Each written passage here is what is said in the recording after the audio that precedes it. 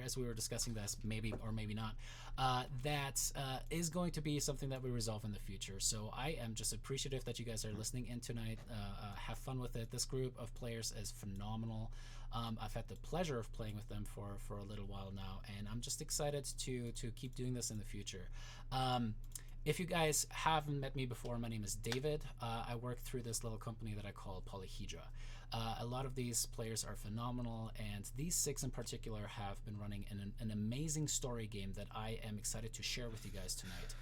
But I would like them all to introduce themselves, and mostly for me to stop talking about them so they can talk about themselves.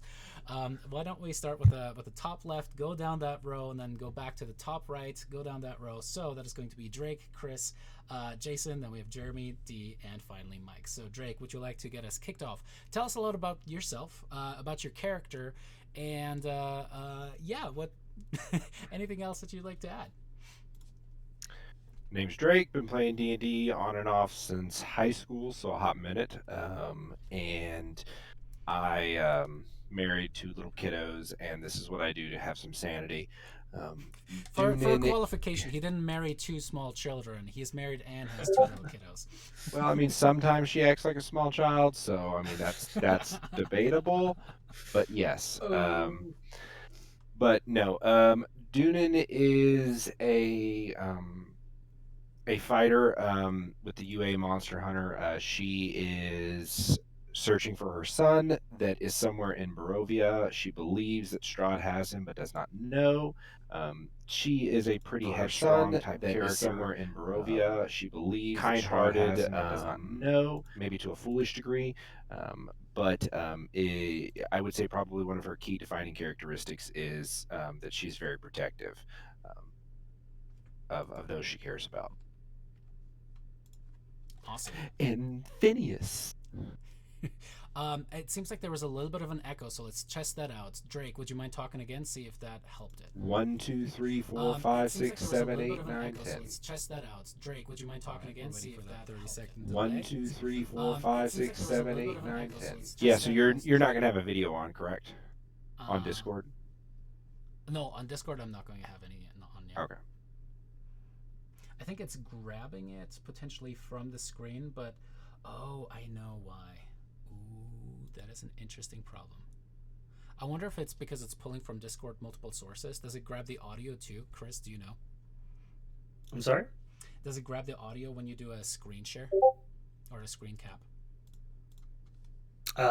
When you're doing a screen cap, it's grabbing your desktop audio. So whatever is coming through your headphones is coming through here. Desktop audio. So whatever you can hear, we should be able to hear. Yeah, I think what's happening is they're grabbing that audio from there, right? And then because I have that 6 times on there, it's 6 different screens. It's grabbing the audio 6 different times. You see what I think what's happening with that?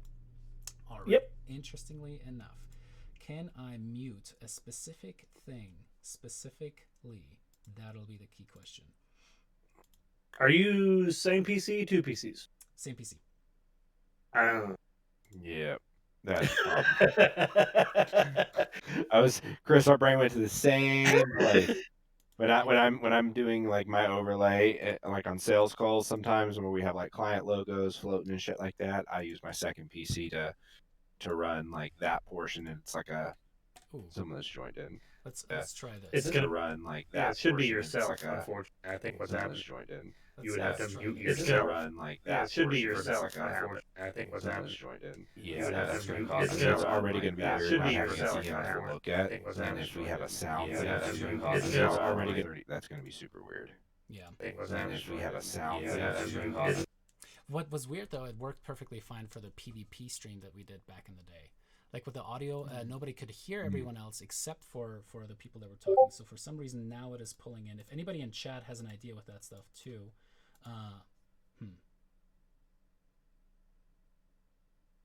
interesting. I wonder why.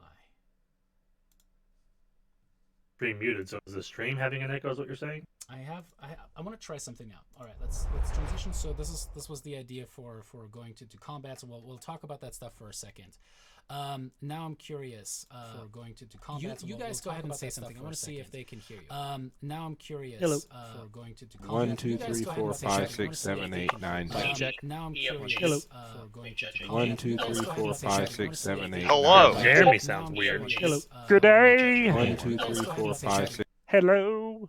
Is it Weird. me you're looking Good day. 1, 2, 3, 4, I can 5, see 6. it in your eyes. Please Is it me stop. you're looking Day. for? 1, 2, 3, 4, I can 5, see 6. it in your eyes. smile.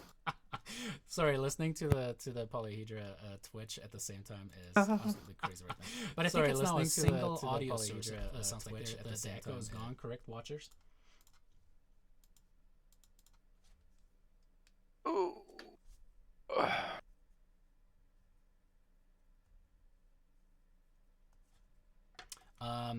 Drake, just give me the 1, 2, 3, 4s really quick. 1, 2, 3, 4. Drake, just give me the 1, 2, 3, 4s really quick. 1, 2, 3, 4. Drake, just give me the 1, 2, 3, 4s really quick.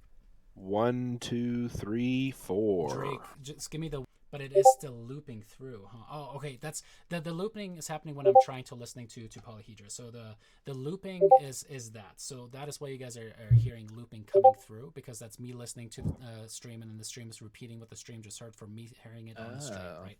So I think that was. I heard you sniffle earlier, so that's why I knew what was happening. So I think if we're keeping it like this for now, which is not ideal, but it should prevent some of the double looping from happening, I believe. Or at least it'll keep the looping from happening. I think it is pulling the audio from my system anyway. Mm-hmm. So I wonder. Interesting. You guys talk. Do you crazy stuff really quick.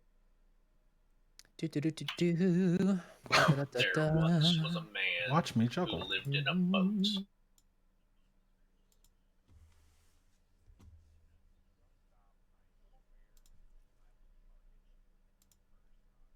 see what happened there?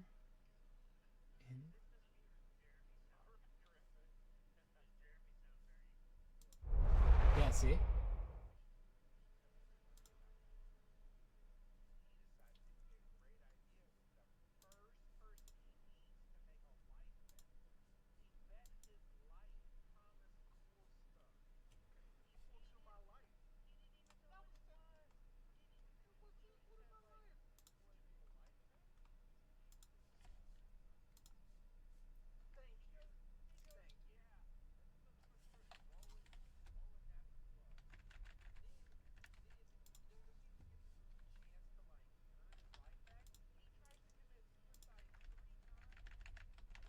That sounds like D.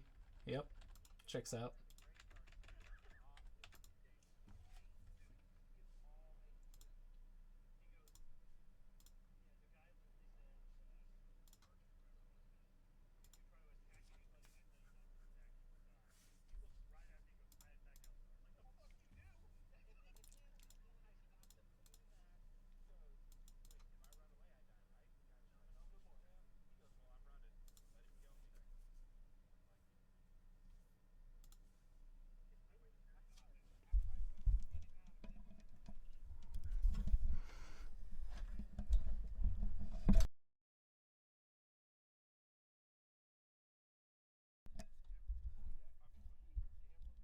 Yep, that 100% sounds like D.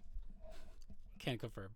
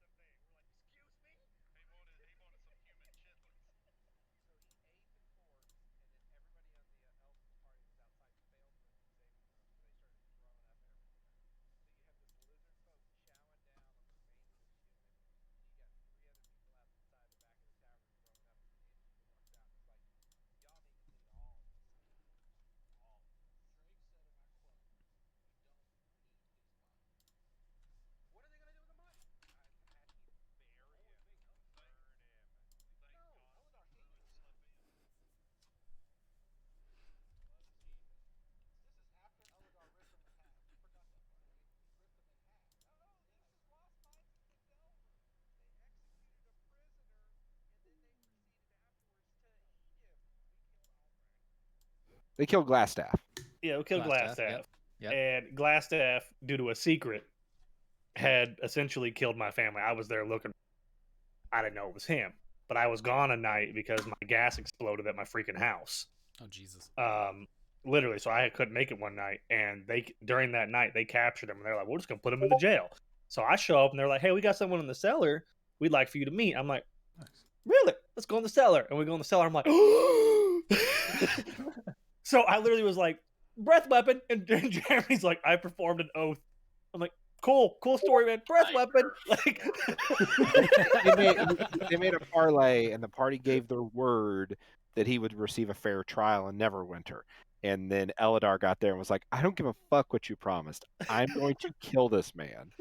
And they found out that dude told them where they needed to go, but what he didn't tell them is that they can't just walk in there. And he had basically an enchanted ring that would kind of show where you need to go, but he had at first thought, because the group was being super murder hobo, I was going to make him keister it just to be a dick to the group. Then I was like, no, I won't do that. So I had him swallow it. Turns out it didn't matter because they completely just Cut him open. destroyed this entire dude's corpse anyway. So it you was. told me there was a ring inside of his stomach. His head was Looks already like- gone. Oh, Looks and like for the stuff is record- working now. Just as an FYI, if you guys want to finish that up. Nice. I'll just tell you this. I told him, I go, "So are you going to borrow a dagger?" And he goes, "No, I have a crowbar in my inventory." And I go, "Wait a minute. You're going to try to cut a..." Yeah, he goes, "First I'm going to use a baton." And I go, "What? No." He goes, "Wait, I have a crowbar in my backpack." I go, "Borrow a dagger." What is wrong with you, freaking savage? Dragonborn aren't known for being delicate, my friend. Fucking This is not Dragonborn. I'm going to do some surgery with this crowbar. The last Frying thing some I'll say, ribs, maybe. the last thing I'll say is I expected the group to be like, "I'm leaving." It was just gonna be me and Dins. Like three of the people were like, "I'll watch. Let's see where this goes." What's wrong with those guys? That's It the got real it got question. real dark real quick. Our gnome was like, "I'm curious where this is gonna go. Let's see what."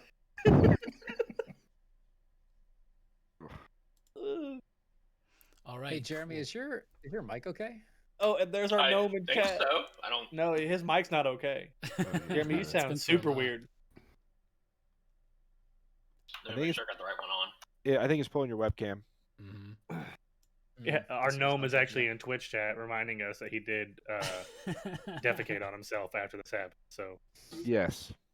which was an important question to ask. Apparently, someone had to know. Wait, did he defecate on himself? Yes. Keeping us down the line though, so we can get the show on the road, and everybody, seriously, U6 predominantly, and everybody watching, thank you so much for your patience with the stuff. I'm learning, I'm getting there. There's some people who have way more experience with it, including Chris, who's on the stream here. But speaking of Chris, why don't you delve into a little bit about your experience with D&D, who are you playing in this campaign, and yeah, tell us a little bit about where you think the character arc might be going with the stuff. Where the character arc? Man, maybe whatever you I want to played share with D&D when I was younger, very briefly, and then kind of just let it go. And then every opportunity I've had to play with my friends on homebrews, I've either been traveling or just never had the opportunity to do it and want to get back into it. I play, in this campaign, I play Phineas, who is a Kobold Drake Warden UA, which is it's a Ranger variant. Just got my Drake not too long ago with my little buddy named Kevin. And then, as far as the character arc is going, kind of started off as a little tormented soul. He met a guy named D, who was in this group with us. They traveled together. Started off a little manic. I mean, he's still a little manic, but not quite as much. But he's been hit with some emotional things he hasn't prepared for. Considering he wasn't the most emotionally stable to begin with. Other than that, I mean, I'm curious where the character arc's going, because he's getting a little stronger. I think he's made a little more peace with the loss of Chloe, his girlfriend. Still haunts him a little bit, but the fact that he's got a pet dragon now has occupied his time a little more than usual. So it's fun. Awesome. Thank you so much, Chris. And you will see him tonight. All right, up next, Jason. Name's Jason. Have very little experience with D&D. I've always wanted to play, but a couple of us play in a homebrew together. and this is my first like real D&D campaign, I would say. This is my second character in this campaign. We sunsetted Junko. He's gone. He was a variant variant rogue, human rogue. Now I'm playing Hoyt Thundercleave. Hoyt was on a mining expedition set up by Underhome to come and bring miners to the land of Barovia to mine in a strange land. His crew got jumped. He met up with the Sept Imperium, which is the fellows you see surrounding David, like the Brady Bunch. And as far as Hoyt goes, he's just looking for some fun since his main mission is no longer, and he wants a little bit of Strahd blood on his thunder gauntlets.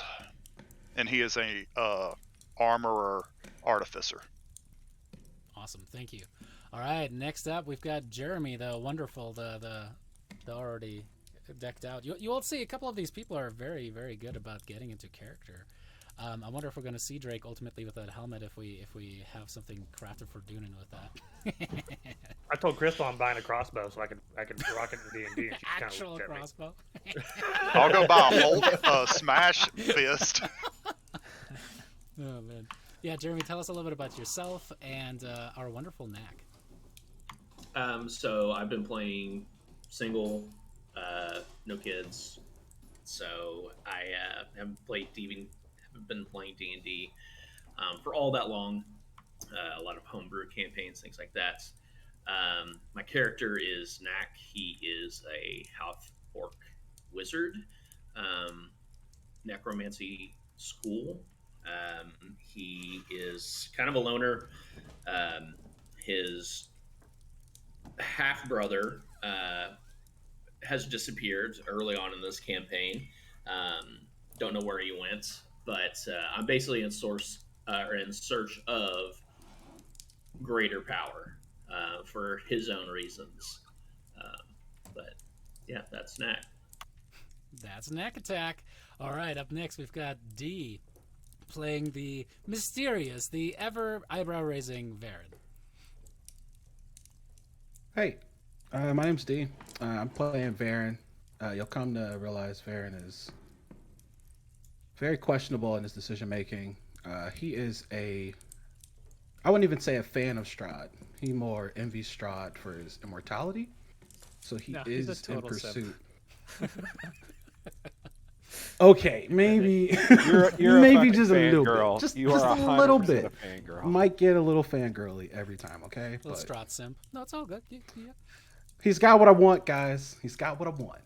And Varen is a sword master. He seeks immortality to perfect his swordcraft. He is a blood hunter with the Order of the Lycan, but he is actually a werebat instead of a werewolf. Yeah, you will notice Ferocious. a couple things on the homebrew side of things. Jumping in really quick before we finish off with the magnificent Mike reskinned a little bit. We actually have a werebat playing with us, i.e. Varen, and then also you'll notice that Drake is actually playing a monster hunter fighter, which under UA rules technically got phased out and turned into the monster slayer, I believe for the rangers. But they're a good class. They're very powerful. They're pretty much a battle master on crack. It'll be fun to watch. And then the other homebrew thing that I'm very excited about what Knack is, if you guys notice on that little plate there at the bottom there where it says he is a wizard necromancer, I did adopt the rules from Taking 20. I think he did a very good point saying that you can have an XP pool as a necromancer to cast Undead Forth. And that'll be fun to see too. But lead us out, Mike. Tell us a little bit about yourself and our favorite Zakiel. Hey guys, my name is Mike. I've been playing D&D for about 5 years. I discovered it because of Critical Role. And let's see here. For this campaign, I'm playing a Divine Soul Sorcerer, an Azamar Divine Soul Sorcerer. His name is Zakiel. He's quite young. He's 18. He has he's not very impressive looking. I mean, he's very pretty, but he's very diminutive in his stature and all this stuff. But he has that angelic presence about him, which is very inspiring to a lot of people. I have the inspiring leader feat, and so that's been kind of fun to role play. Also, When he talks, there is a slight reverb to his voice anytime he says anything. and also he has these like crazy bright like golden eyes. So I come with these stupid Halloween contacts just for the fun of that. Um, in terms of like his journey thus far in the campaign, he entered Barovia with a really close friend of his at the time, which was Jason's former character, Junko the Rogue. And in a recent battle against some vampire spawn, Junko fell. And that was apparently a very significant turning point for Zachiel in terms of like his character development. It was the first time that we saw him activate his Azamar ability, which he is a Scourge Azamar. So that's the consuming radiance ability. And when he did so, his personality completely changed, and he became this wrathful, righteous, Avenger type angel. And he, went up to the vampire, and they ran away and all this stuff. But it was quite dramatic for him to just kind of like completely change this persona. And he gets right up in the vampire's face, and his voice completely changes, and he says, "You will remember his name, Junko, the one that you killed." And it was a lot of fun. But that kind of that radiant consumption that kind of comes out of his body in a 10-foot radius, it burns away the vampire spawn, so they hate that obviously. He also kind of used that to I guess inure or to burn away the corpse of his friend, so that hopefully he won't be turned into undead. They buried him, and then Zachiel is now, he's kind of on a more he's here for kind of different reasons now. He kind of came into Barovia filled with all of this, I guess you could say, hope.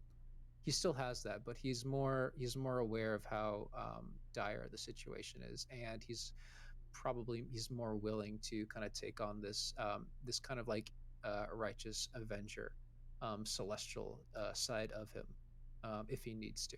So we'll see how that plays out. It depends, anything could happen. He might lean one way or the other. We don't really know yet. So, yeah. Awesome. Thank you so much, Mike, and thank you guys again, all of you playing tonight. This will be fun. This will be very rocky, and I'm excited to lean into every single bump and learn along the way. But as far as getting us back into the storyline, for those of you guys that haven't played with me before, I usually do a couple things before we delve into the story, which is announcements. But this time we're going to delve directly into the recap.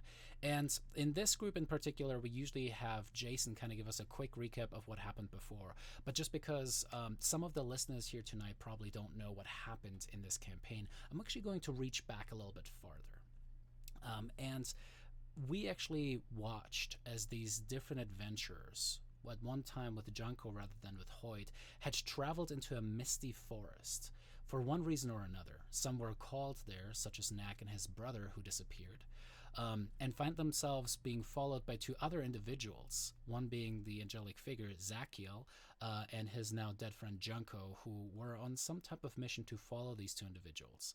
Now, we had separately the individuals Varen and Finn, who had been traveling for a time due to mutually aligned reasons, and Finn taking a liking to Varen as the friendship between the two of them developed further. We're hunting down a giant bat so that, as has become canon, Varen could collect its nads in order to create the Order of the Lycan mutagen that he needed in order to be able to ascend or transform into that form.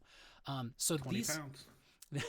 These 6 people found themselves in a forest fighting off wolves and the giant bat, as suddenly an entire pack of wolves pushed them deeper and through the mist. The mist started getting more and more and more thick, grasping at them, leeching life source out of them as the group ran through, taking level after level of exhaustion in meta terms, as they finally broke through those standing stones and found themselves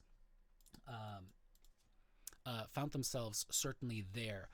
You watch them as they pushed through, walked further through this thick wood that they later came to know as the Svalich Wood, as this gaunt wolf kept following them around, trying to keep tabs on them, it seemed at the very least. They finally found themselves passing through a gate with 2 massive stone statues, both of their heads chopped off, hundreds or probably 100 feet tall each.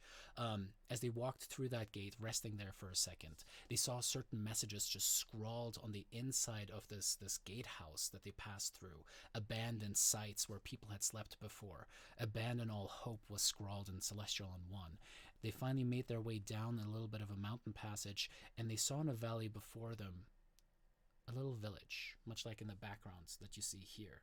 And above the village, kind of hovering above, looming above, leering down at the village below, is that castle. They later found out that castle belongs to the Baron, the man who holds everything, Strad von Zarovich, the man who apparently holds lordship over all that travel through Barovia. Also, as the group had pushed out of the mist, they heard a voice, and that voice simply said to them, "Welcome to Barovia." They found themselves in the village of the same name, village of Barovia, and there quickly met a couple different people, Irena as well as Ismark Kolyana, who apparently were mourning the death of their father, the old burgomeister or mayor of the town. It appeared that they had been set upon again, night after night after night, by the creatures of the dark sent by the Strad von Zarovich, to test them, to berate them, to get at something.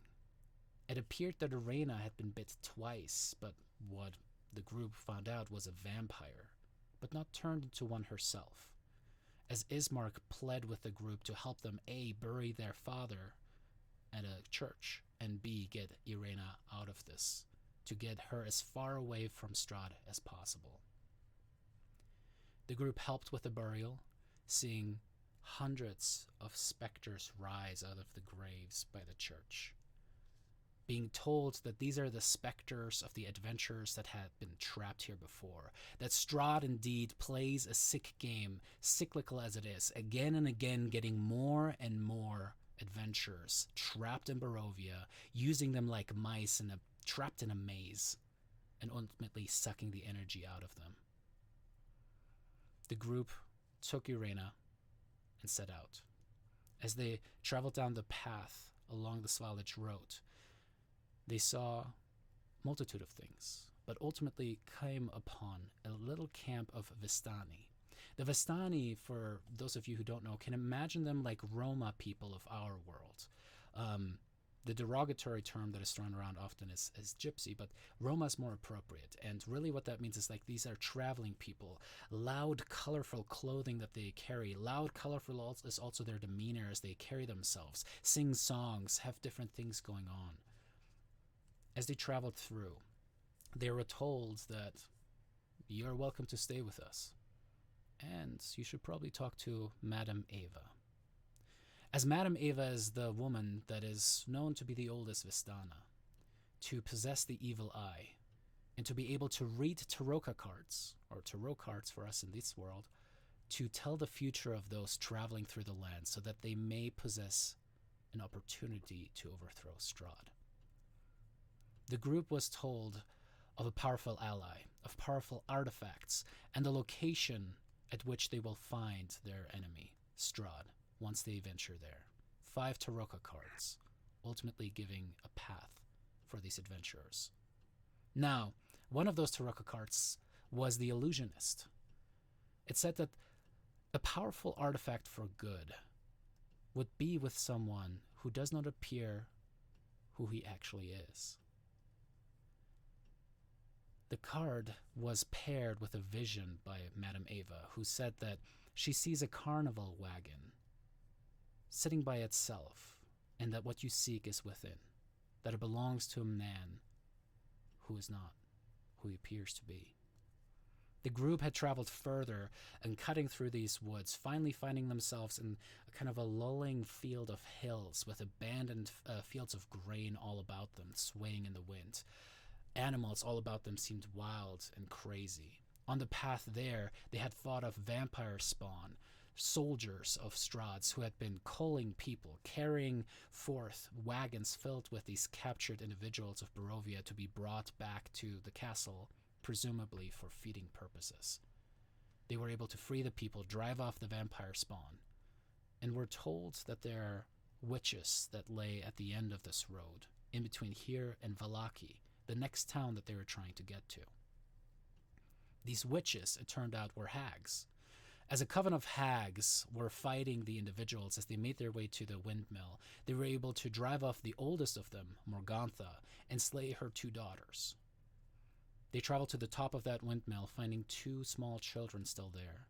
Along the way, finding that the bones of the children that these witches, these hags, had been collecting were used as bone powder to make these dream pastries, these pastries that people have been buying all around Barovia in order to escape their existence.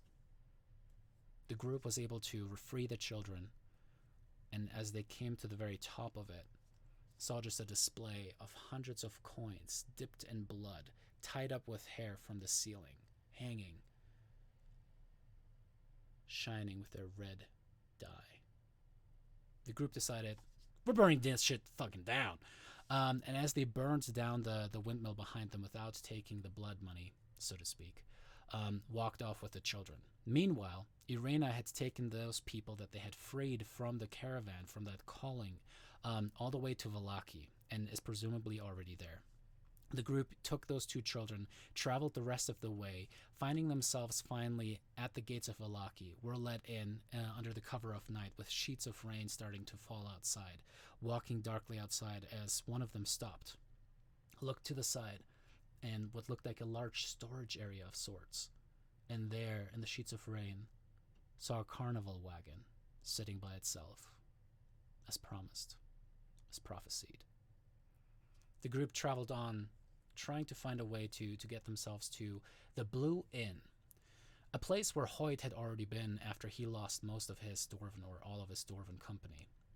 Also somewhere where a potential ally may stay, as a raven had been following this group all the way from the village of Barovia on their road all the way to Vallaki, and even helped them fight the vampire soldiers that had been carrying those villagers. His name is Irvin. And as you guys found yourselves back at that tavern, you look around, and as you look around, you see someone that seems to fit the description of what Hoyt had told you. For a man seems to own this carnival wagon, a man who has been holding himself out as Rictavio, a man who seeks more entertainers to have his traveling carnival be successful. You guys sat down, started chit-chatting. A couple of you stayed outside, Varen and Finn, being very keen to the fact that intelligent opponents of mine do choose to try to self-preserve if they can. We had Zakiel approach this individual, this half-elf with blonde hair, kind of like a large, very flamboyant hat and a journal that he was writing in, as he kind of like looked at him and Zakiel sat down with him. A tense conversation went on back and forth as these 2 individuals, Zakiel and Rictavio, were starting to test each other out, trying to see where it was. As Zakiel was getting more and more wrathful, stood up, kicked, or actually you did sit down, right? Sat down. I sat down. You stood back up, kicking your chair back behind you and saying, go ahead, Zakiel. Stop. I cannot let you leave. You have something I need.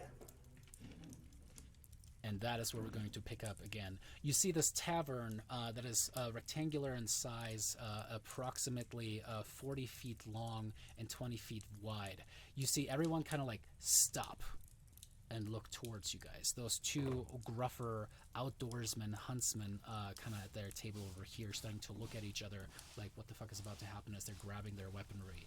The two shits that started making fun of Knack, calling him a beast of sorts, kind of seem to be gleeful as they look at you guys. Irvin just gets very tense as Rictavio is kind of just leaning back on his chair and says, "Oh, my dear man, please, I need you to settle down."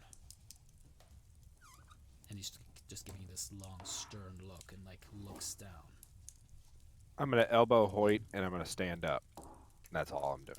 As Irvin just reaches over for both of you guys, his long black beard that turns into that almost like a silver, like trident, kind of like ruffling with it, as he's like, "I need both of you to stop and settle him down.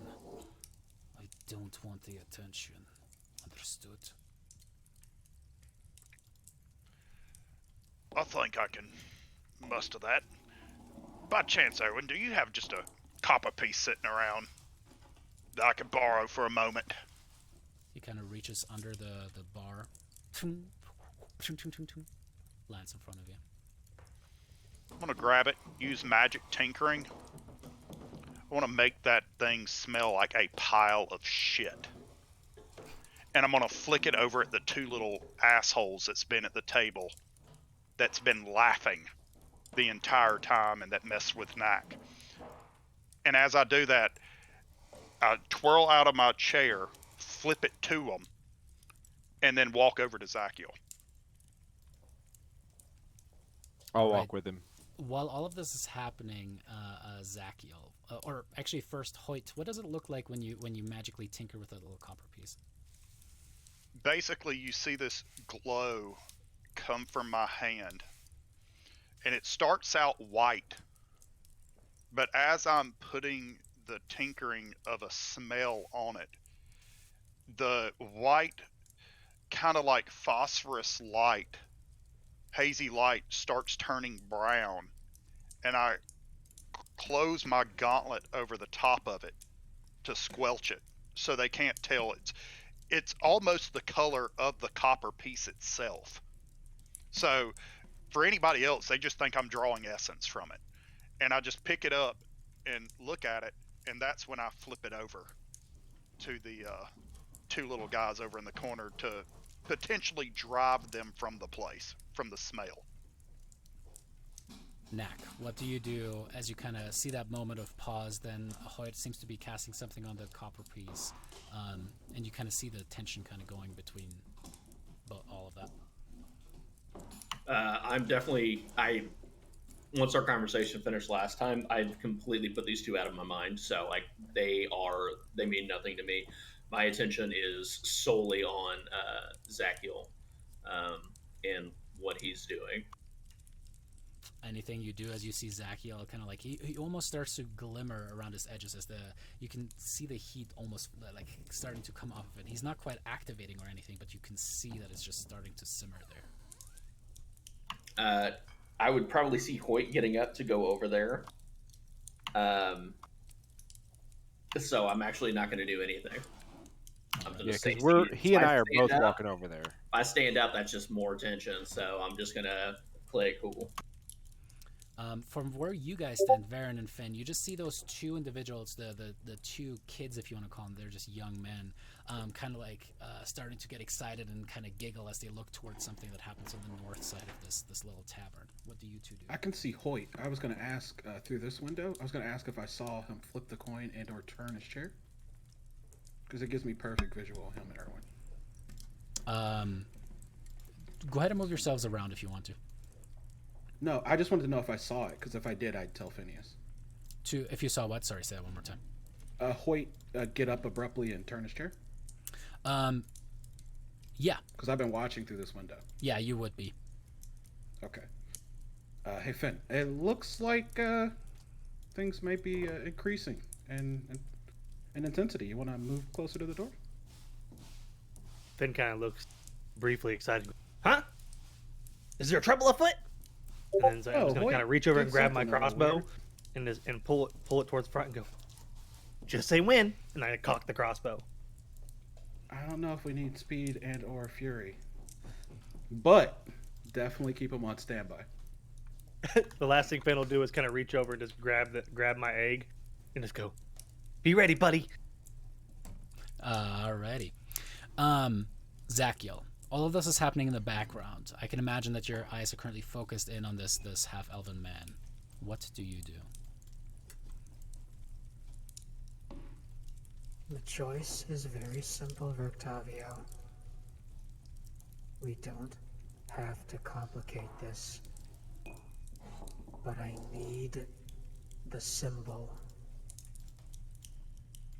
As he's saying this, I want to kind of circle the table, and I'm going to kind of just like catch Zachiel's eye and not like give him a disapproving look or anything like that, but I'm just going to look over at him and kind of in a quieter voice to Rictavio, I can't talk apparently, say, I would suggest we sit down and continue this conversation, or we're all going to get a lot of attention, and I don't know how it's going to end, but I promise you will not be one of those that is walking out of here.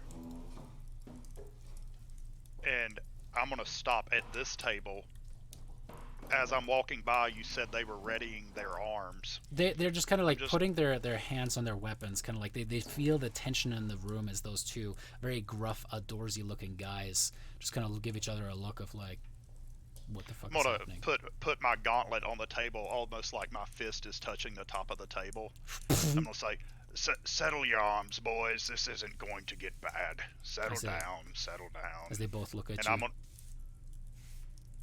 And I wink at one of them and just make sure that he can see the scar on my eye, on my right eye, as I move around and go stand next to Zachiel. Make me an investigation check, or perception or insight, we'll say, as you kind of look at them over and try to get a read on both of them too. Yeah, you kind of look at both of them, and they seem certainly like accomplished outdoors men. Like they both seem like they've seen some shit. They have a lot of bite marks and scratches all across them.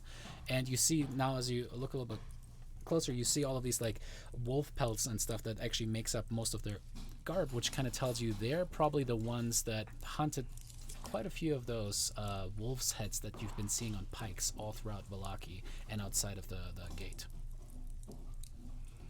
As one of them just kind of speaks up, the slightly less dreary looking is just like, listen, I don't know how you do things where you're from,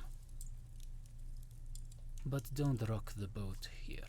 Vallaki does not take kindly to strangers, especially when we don't know who your allegiance is with. You understand?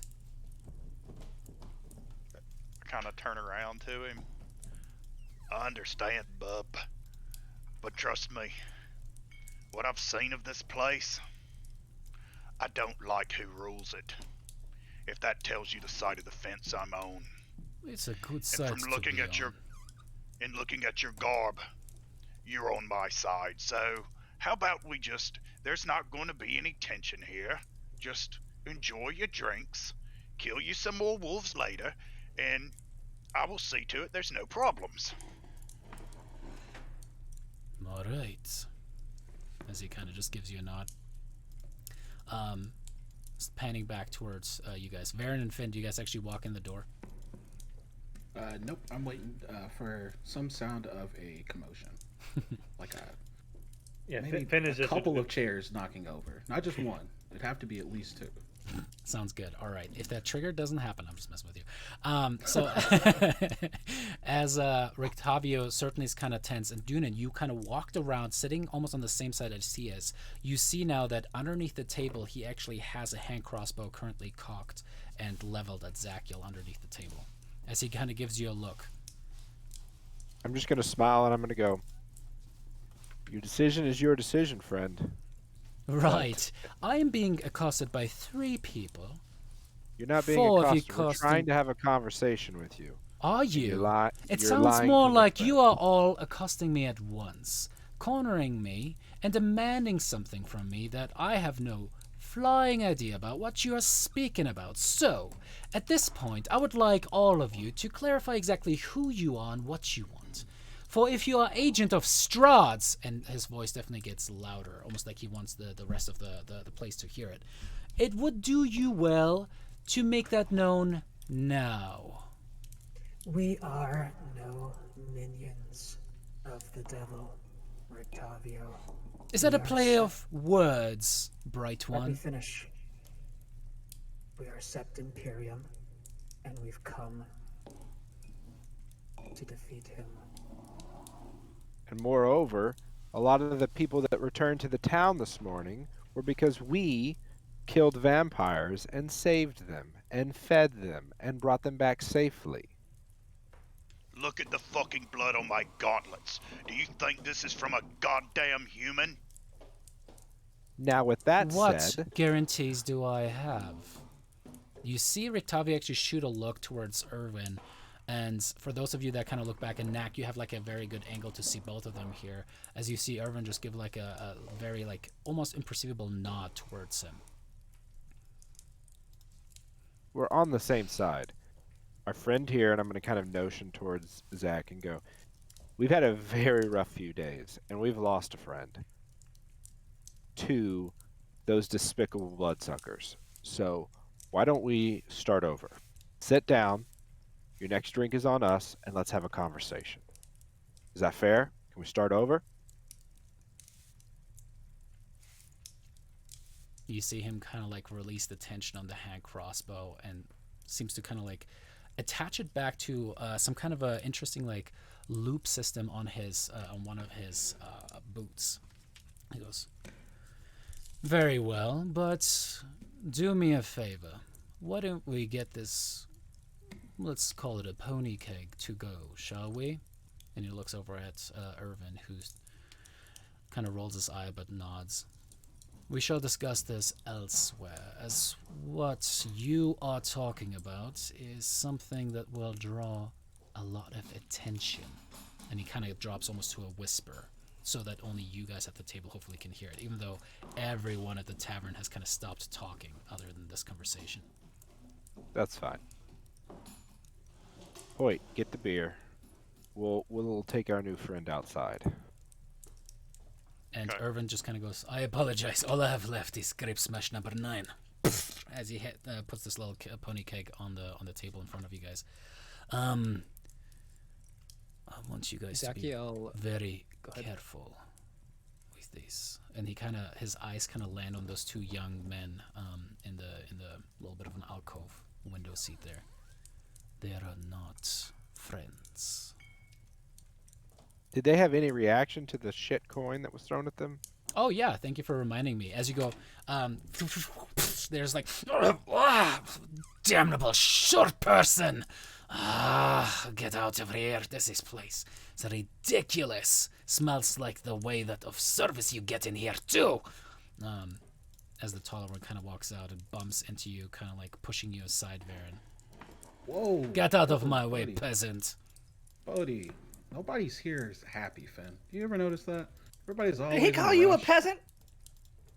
Yes, I did. As he kind of squares up with both of you guys. Oh, Do you know who you are messing with? I'm gonna What spit is in his this? direction. What kind of pet is this? You know who you're messing with? Someone who doesn't know anything. What are you? The latest mice for Strahd? If we're mice, what does that make you? You like a delicacy he's keeping outside of the refrigerator? Eventually, your expiration's gonna come too. Don't forget Right, that. right. They're always so spiteful, don't you think? Yes, I do. Leave them be. They're going to be dead within the 10 day. As they kind of like push you one more time, Finn, and start walking away. They push Yeah, you Finn better walk too? away.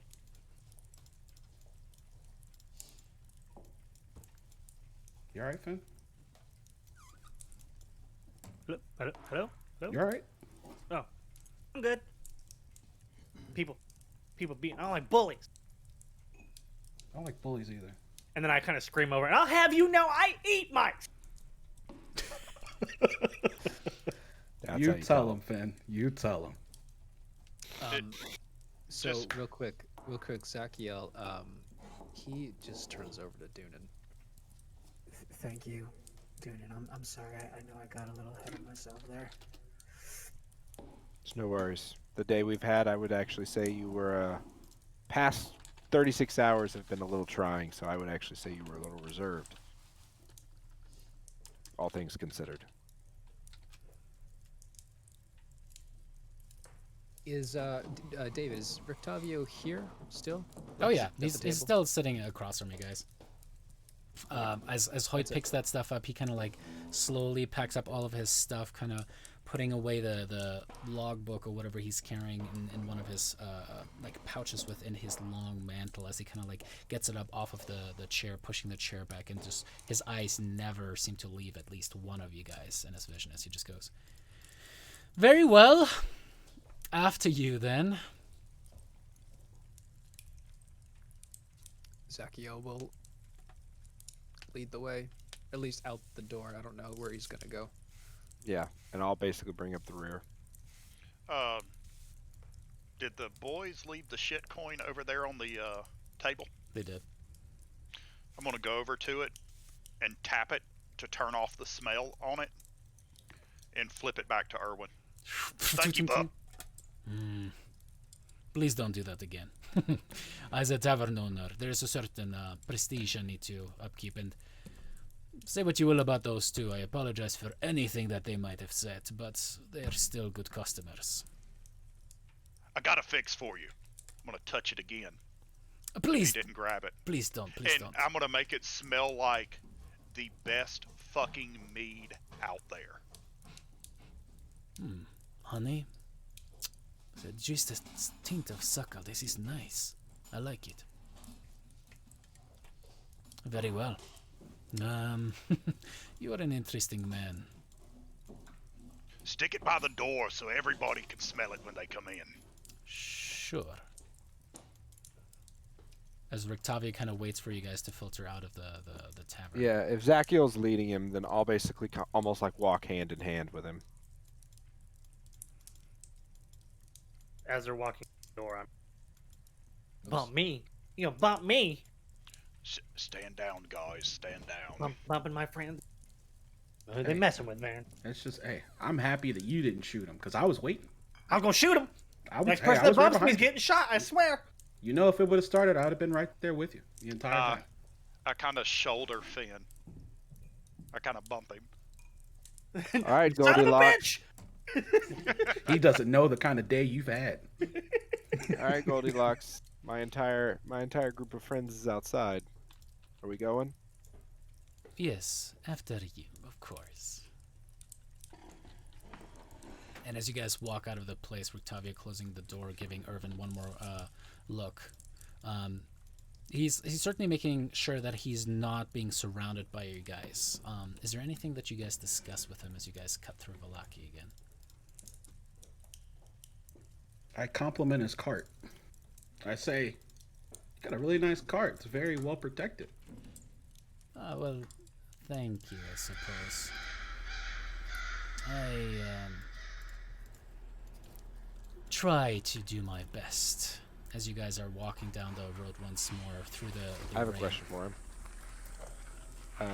Can I ask you an honest question and you give me an actual honest answer? I have been nothing but forthright with all of you. But of course, Okay. ask away. What's your thought on the dream pastries? How come? How come is not an answer, friend. I ask you, what's your thought It on is them? a Do you think follow-up they're- question. I'm just curious what brought your curiosity to it. We had some direct interaction, and before I tell you how it went, I would like to know if you are a supporter of them or if you believe they're filthy poison. I think they're a way to prey on those of weak mind and will in this land. As he kind of Do you know looks what they're around. made out of? I have my suspicions. The bones of children. that they murder. And you see that there doesn't seem to be any phase. There's nothing that seems to shock him about that. His eyes are just watching the sides of houses, the little alleyways in between. He seems to keep a very keen eye on who may or may not be following you guys. So let me ask you a question. If This that would be a doesn't second phase one. you, yeah. Well, you didn't answer the first one, so I figure I'll just keep asking, and eventually you'll maybe speak. Sure. Are you a traveled man? I am a carnival owner. Of course I am. Sure. Okay. Can you tell the difference between creature blood and human blood? It is part of the trade, I suppose, that I can tell the viscosity of the two. So I'm going to go, and I want to show you something then. And I'm going to slowly pull out my silvered short sword, and I'm going to hand it to him and go, does that look like human blood or hag blood on this sword? And he kind of looks at it. I think you're actually wrong. If anything, this looks like fiendish blood. Well, hags are fiends, so... Not all, and my then I'm- dear woman, not all. And he hands the sword back to you with just a stern look. Well, the ones that were making the pastries that we killed, cut their heads off, and are now mounted outside the city, were. Interesting. If that answers, it puts a final nail in the coffin of what side of this equation we're on. I don't think he means a pun by that, since there are some vampires in this land. So I'll be blunt. We are looking for means to try to light a just spark. all of you. What you are talking about is very good. But you must stay conscious of your surroundings as he's looking around. And you do indeed see a pair of guards is following at a distance. The same piked men with those little bucket helmets with a nose slit there, as they're following you guys just at a distance behind.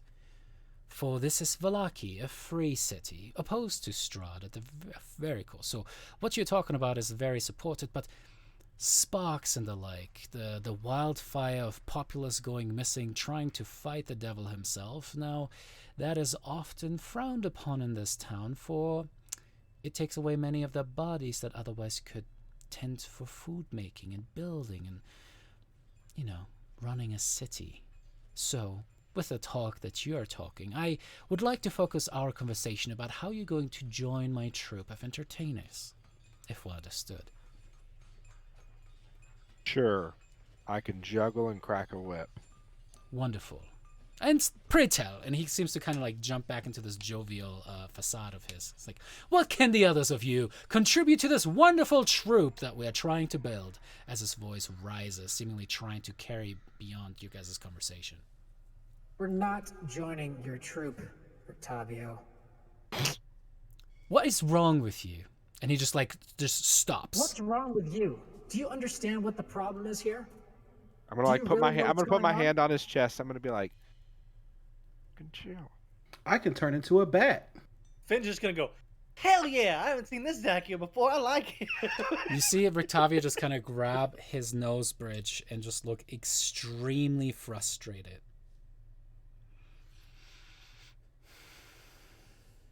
Hey, Hoyt. What's up?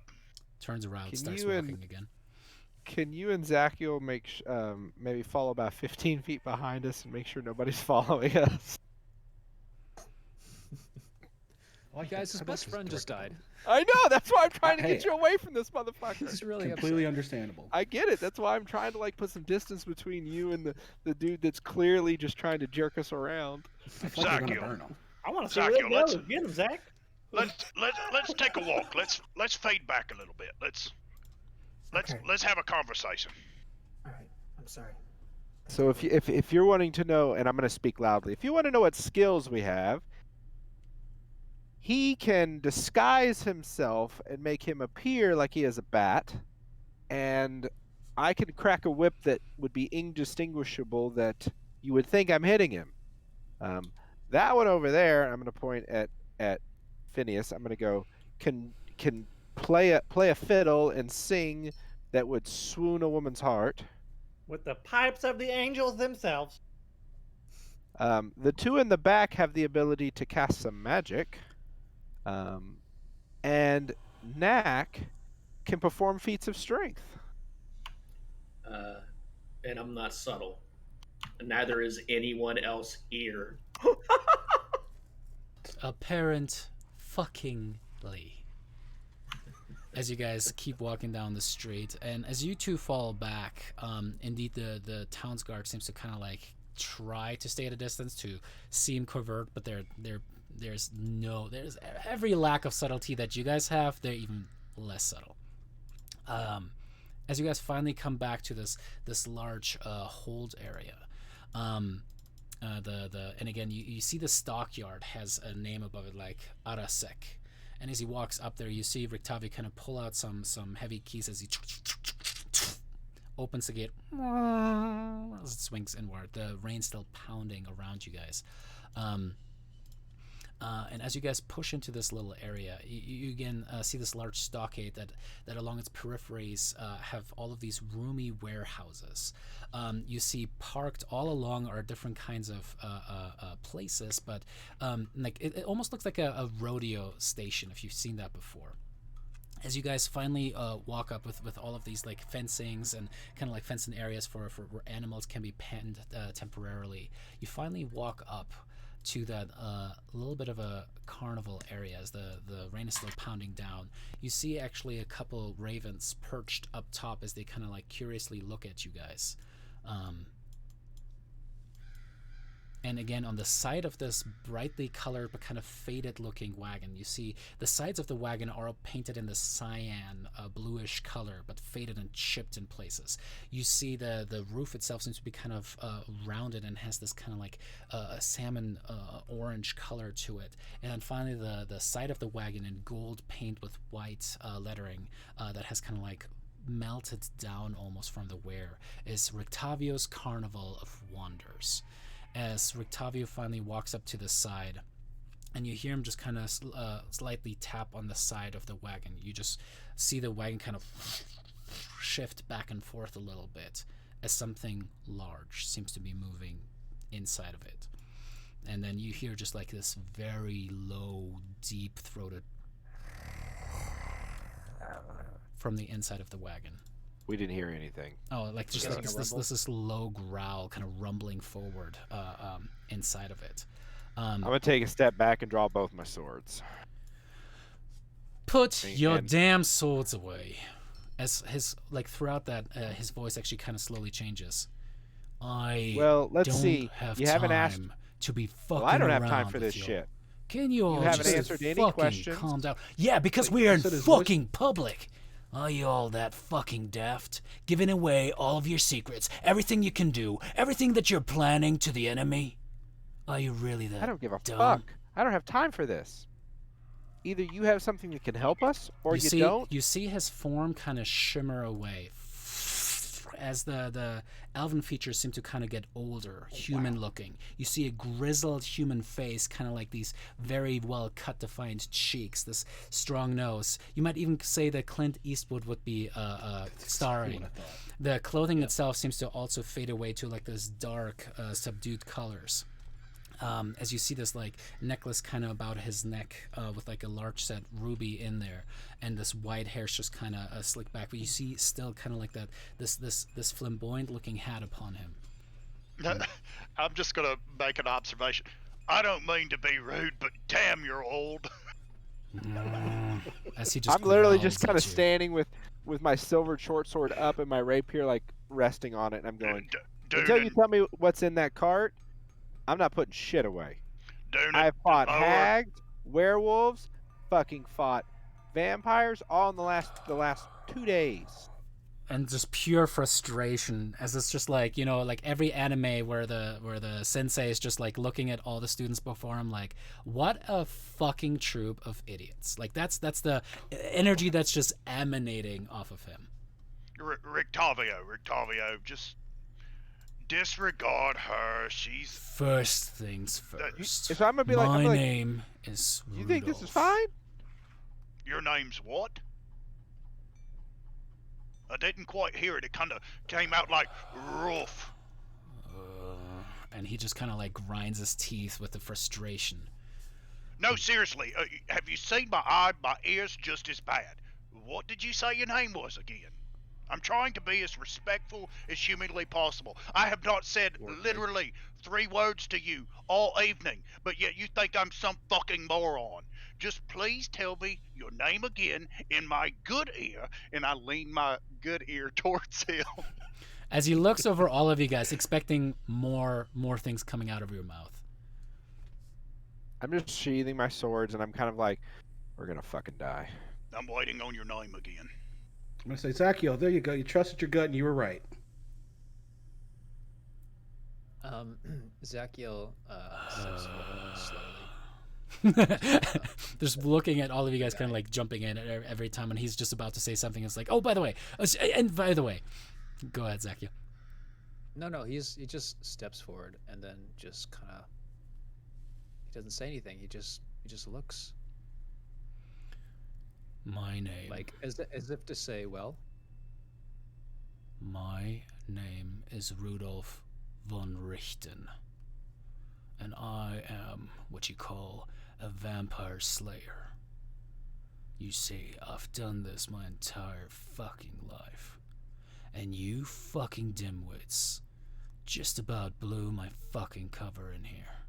So thanks for that. I have been trying to get a full accounting of everything that's happening in this fucking place that's been damned by the gods for nigh on a year. And you loudmouths thinking that you can just trample into whatever place you want to go into without any kind of subtlety. Think you can beat Strahd? Shit, people. That is why I have the demeanor that I have towards you. You want answers? How many vampires have you killed this week? 3. Just how many have 3? you killed? 5. By yourself? Or with the help of an entire group of blustering fools? No, all of us together. Right. Fine then. He just kind of leans up against that as he pulls out a little bit of a pipe, kind of starts rummaging around it, putting tobacco in it. And there's Look, we're not subtle, but we have some skills. The wagon kind of leans again to the side, seemingly closer to the side that he's leaning on. Can I try to look in there while it's open? Just like a quick peep. You look around. Every single opening to it seems to be closed and shuttered. Is it bigger than it appears on the outside? Are you asking if it has a magical space inside that is larger than what it has on the outside? You're not sure. Yep. Okay. So it's a card of holding. It's a useful spell, all right. Is there a lip that I can set this pony keg that Erwin gave me up on? Sure thing. I set it up there and say, booze helps ease all the tensions. Zachiel, after a moment hangs, he'll say, Rudolph, let me ask you a question. What? He won't answer it. I'm going to give you the fucking answer, right? Can you cut it the fuck out? Go ahead.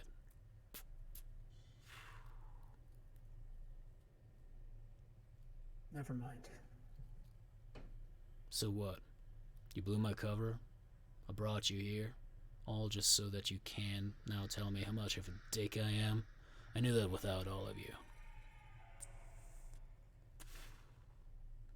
I never called you a dick. Ask your neither, damn actually. questions. I'll answer them now. Few eyes watching here, plus we've got some friends. And he looks up at the ravens to let us know if shit is approaching. The old whore sent us to see you. She told us that you would have something. You would not be what you seem, which that was true apparently, and that you would have something that we would need to pluck out some more fangs. Kind of just puts the pipe in his mouth. A symbol. And he kind of just takes the pipe out of his mouth and taps against the thing on his chest. That little amulet with the ruby in it. That's why you're here, right? I have no fucking clue what that is.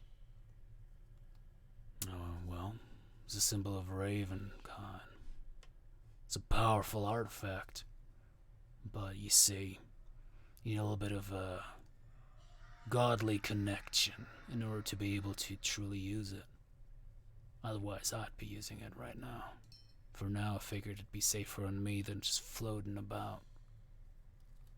What the fuck are you gonna do with it? I'm not going to do anything, but he will. And I'm pointing at Zachiel.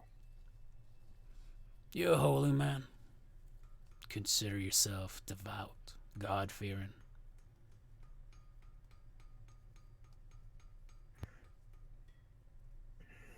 I am a servant of the morning, Lord.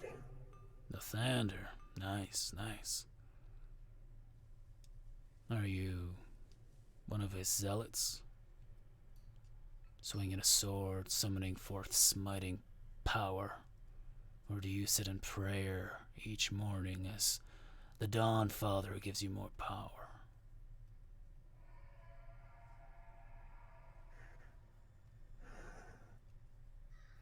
I thought I was a zealot at one point in my life, but I followed a different path, or I found myself on a different path. No, I don't swing a sword. But his divinity is in me. Somehow. Don't ask me how, I don't know how, but... So natural born, not acquired. I guess so. Alright, now you are what is called a divine soul, friend. Quite the gift. Quite phenomenal, if you ask me. Won't do shit with this, as he clinks the pipe against his chest, against the symbol one more time. Say you need a bona fide paladin or cleric to channel its power. Mind you, the power is significant. So any of you fit the bill? Give me one level.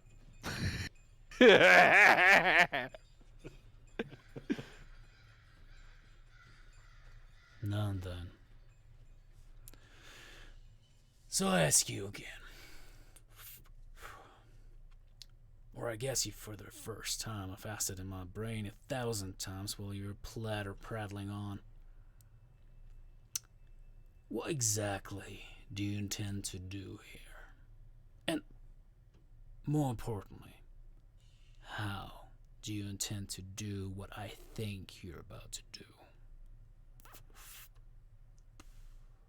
Can I ask you one question, sir? About the amulet before we move on. Lathander, sweet ass. Yes, go ahead, sweetie. Ask me whatever you need. Lathander, sweet ass. Assume one of us went down the path, the holy path. What would that amulet do for us to help us in our fight against Strahd? Well, for one, it holds the power to hold those fucking bloodsuckers. Just grasp them. The power of it seems to just paralyze them. Quite strong. Secondly, have you ever heard a cleric proclaim that the dead be turned? Well, Yes. this thing can do that for you. Finally, it also creates a little thing that I like to call sunlight. Damn fucking good against vampires. So, as you can tell, one of my profession would very much appreciate the boons that this thing holds. Now, my prayers have not exactly been answered in this fucking shit show of a fucking plane that we find ourselves in. So, I'll ask you again, what is your goal? And how the fuck do you think you're gonna be able to accomplish what you're setting out to do?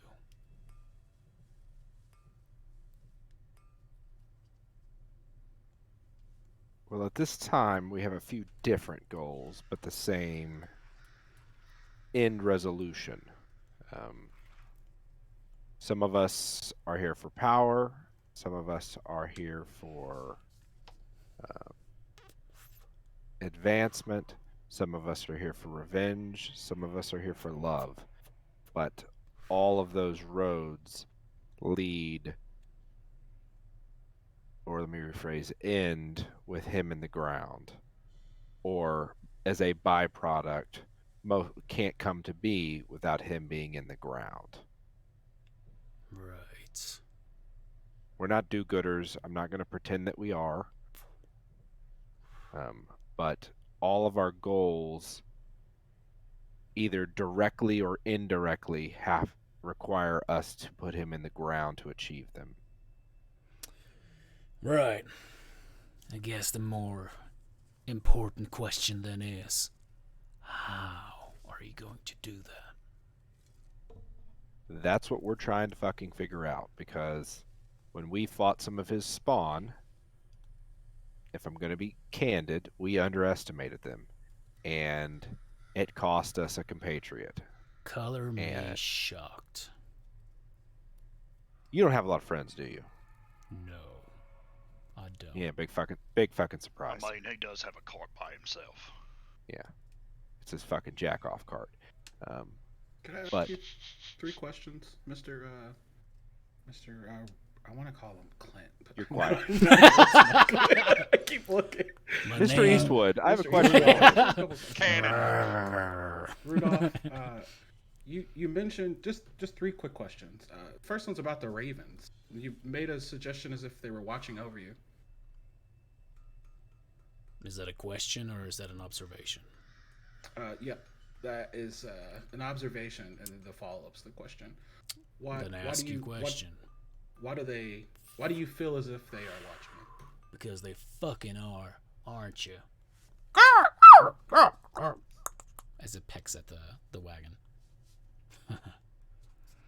Do they help you?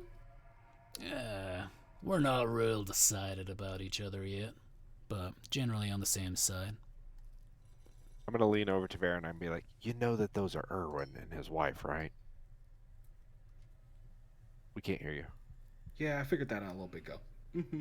But he said there was 3. Well, they can control more than one, I think, right? That's a DM question. Like, are they all? You're not sure? Do I think they're all were-ravens or just 2? You're not sure? Okay. And then my last question: if you are not able to use the symbol, how do you know so much about it?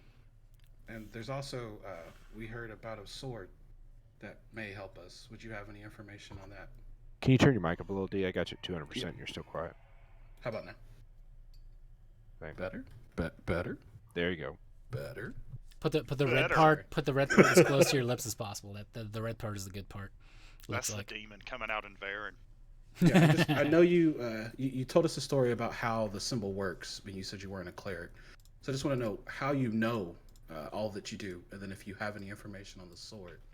I heard there was a weapon that would help us defeat Strahd.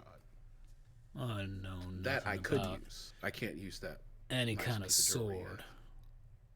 That's news to me, but if it's true, that'd be good. As far as your second question there, say it again. There's a lot of questions, all convoluted into one stream of thought. The amulet, the symbol. Mm-hmm. Have you seen it work? Right. You know so much about it. No. In my line of profession, you just have to be resourceful, understand how magic works. If you don't control the weave around you, you don't really have much chance against things that do, like Strahd and his minions. In other words, simply put, identify the damn thing. Okay. Nodding my head Varen's gonna vehemently. go back to the picket fence, and he's going to turn away because he doesn't Can really I- care anymore. Can Finn use animal handling to determine the intentions of these crows? Make me an insight check. Insight. What I was expecting you to say. Uh-oh.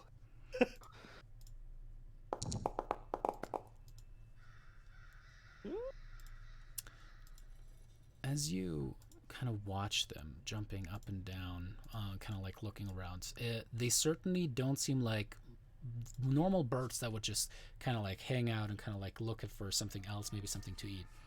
They seem to be intently paying attention to the conversation below, which tells you that these are either incredibly well trained or smart or not birds. Okay, well, this is going to be a little bit of a, as you call it, DM question. From you? Never. In my interpretation of animal handling, some DMs seem to allow people to use animals to literally communicate with a beast, any beast that reacts off instinct, or a creature that reacts off instincts, i.e., standardized creatures, not necessarily were or vampires, and that.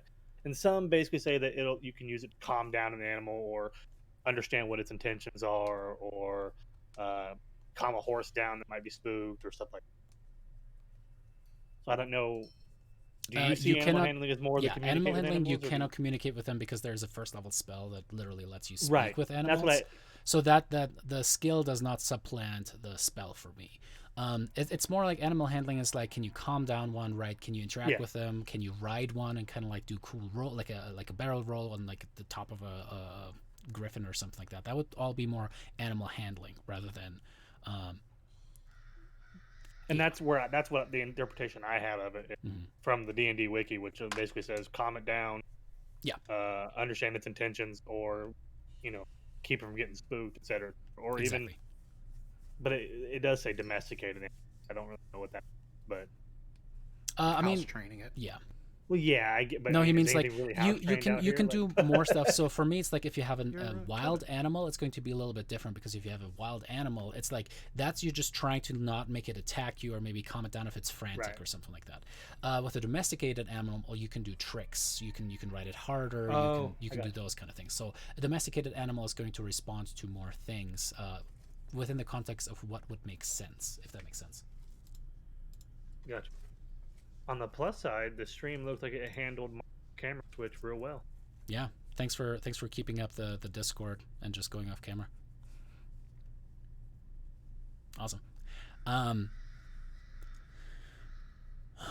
So that was the end of my question. I kind of wanted to see what their intention. If they were truly paying attention, or if these biased. As Rudolph kind of turns back towards you guys. So you still have no plan, is what I'm gathering. Was your answer to that, right? You have no idea who you're going to go up against, Strahd. Well, we have a plan. We have a map of certain things we're supposed to seek out that are going to make it plausible. So you're going to trust that old crow? No, I don't trust her at all. You trusted her enough to cost me publicly. Well, I don't trust you either. Shit, so far, I don't trust you either, but you've that's dodged fine. every question we've had. You've got some kind of oogie boogie in your cart here. That's a tiger. You have a tiger in your cart? Yeah. And perks up. A tiger?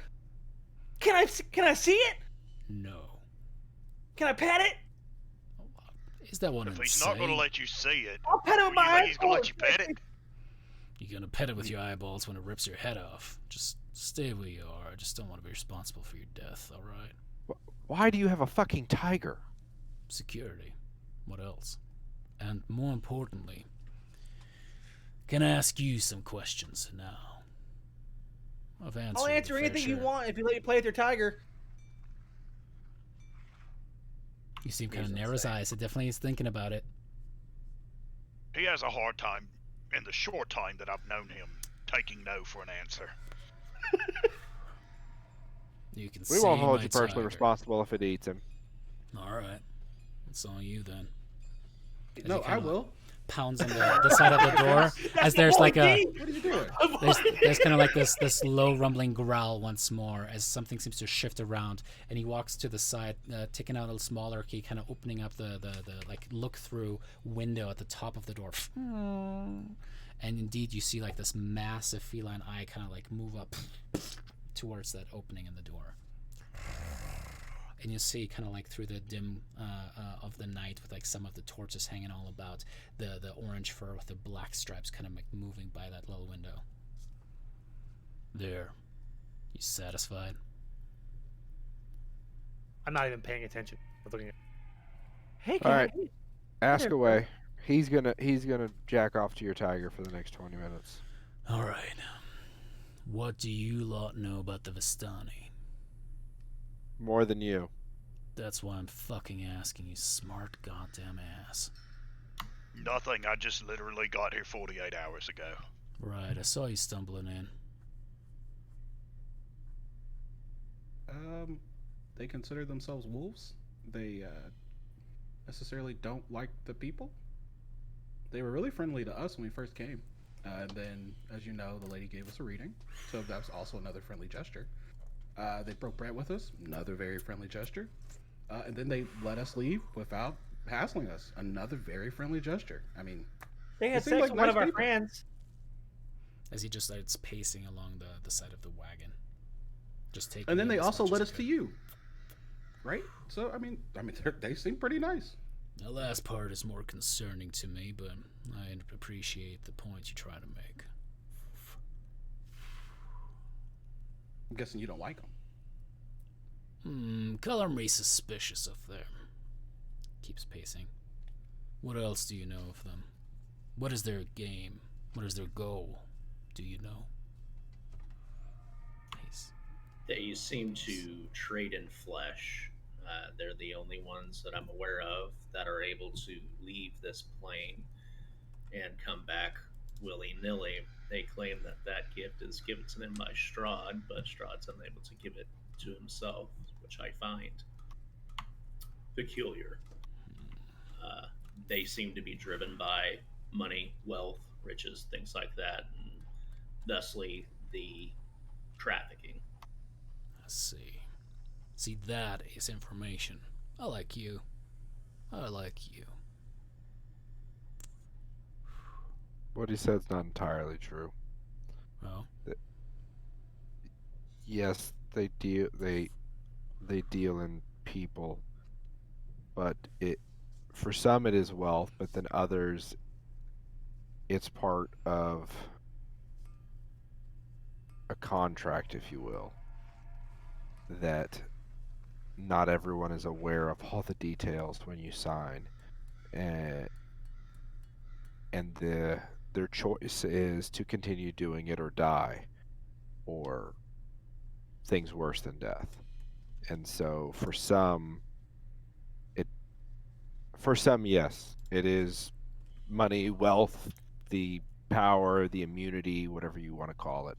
For others, I would consider it a form of slavery. Do you think that they like doing what they do? That they do it out of their own will, or because they are forced to do it? Both. I think just like with any person, it depends on the one you ask. I think a lot of them do it because they like the money, they like the power, they like all that comes with it, but not all. That makes things harder, I suppose. What do you know about the southern, the people south of Valaki? Talking about Barovia? Nah. Interesting. There's a camp of them south of town. I was wondering if you guys had any experience with them. You seem to be pretty knowledgeable about the Vistani, which is interesting enough. What I know about... Campsite? Is this the campsite we came from? No, it seems like he's referring sounds something closer. south of town, like south of this I was going to town. say, we came in the east gate, so didn't we don't know Okay. anything about That's where I was Okay. confused. Would I have any idea about it or no? Roll me a D100. Let's see if you would have been exposed to that or no. While he's doing that, just so you know, David, I can't get back into the game on Foundry. My name is grayed out, and I can't click on it. Close down your browser completely and open it back up. I think your Yeah, cache still- just thinks that you're still logged in. Yeah, because it says you're still in it.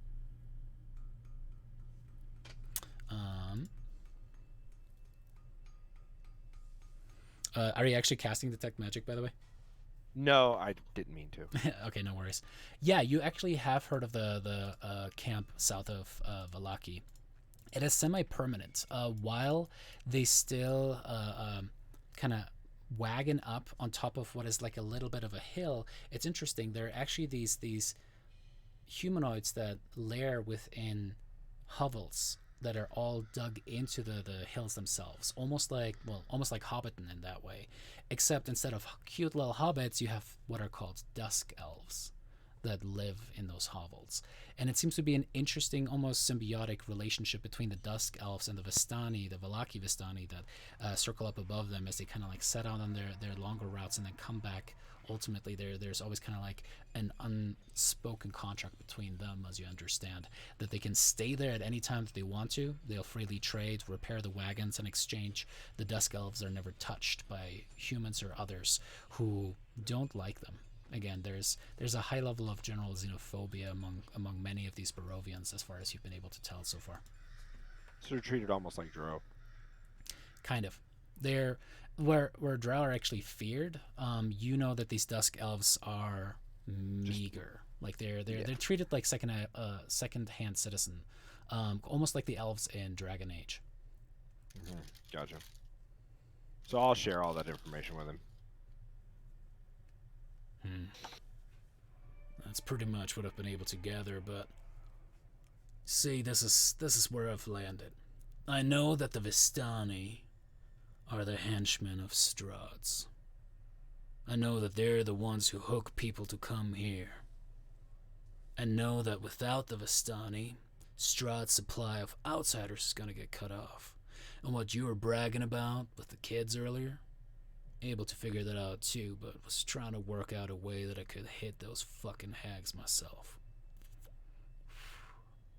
Now, as he starts pacing again, what I didn't know was that they didn't all willingly do this. Then again, I guess that is just an assumption that you're making. What proof do you have that they aren't all in league with Strahd? I was a Vistani. And he kind of just gets very, very still. His eyes don't narrow or anything, but there's just like that steely, cool resolve as they just land on you. What do you mean? Phineas is no longer messing with the tiger. Yes. Pretty simple statement. You seem like a man that wants simple answers, so I gave you a simple statement. No, I would like you to elaborate on that point. I'd like you to give me the fucking thing around your neck. Why? We were sent here for a reason. We'll figure out a way to make it work, so I'll tell you what. You want to know my life story? You want to know things that I wouldn't tell a common stranger? Sure, deal. Give me the thing around your neck.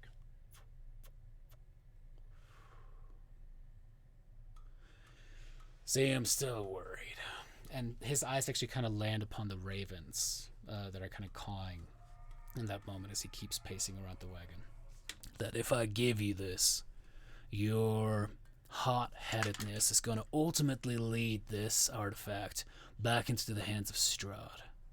It took me 4 months to execute a plan that ultimately gave me possession of this. We're not going straight after him. We're going to try to acquire... This theoretically gives one of us an advantage against some vampires. In a perfect world, we'd like to find 5 more things like this, so that we have a much better chance, because to your credit, say I figure out a way to make it work, or Hoyt finds a way to make it work. If we die fighting Strahd in a heroic battle, huzzah, then it is literally a red fucking gem on a piece of chain, and it means nothing. But if everybody else has something in their arsenal also, it increases our chances. So the way I look at it is that thing that you have there is 1 of 6. We've got to continue our fucking scavenger hunt all over this fucking hellhole, wasting God knows how much time. So if what I've got to do to get that is to tell you what made me leave, so fucking be it. I'm happy to tell a complete stranger my life's fucking story for no reason.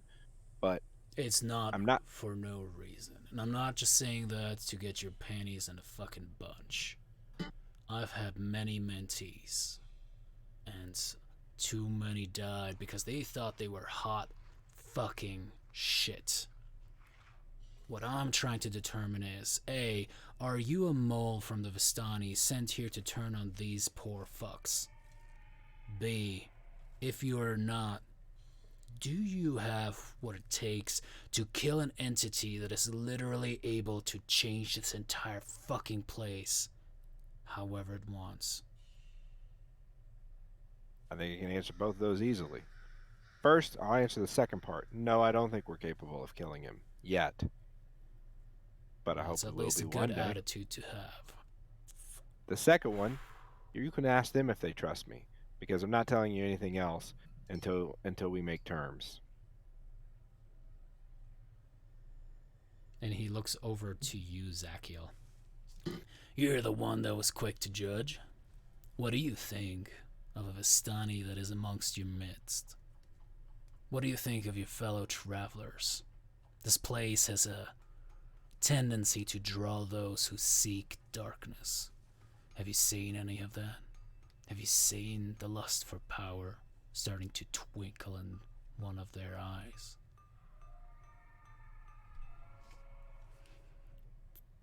Zachiel holds his gaze for a couple moments. Then he turns and he looks at Dunan and he says, I trust her with my life.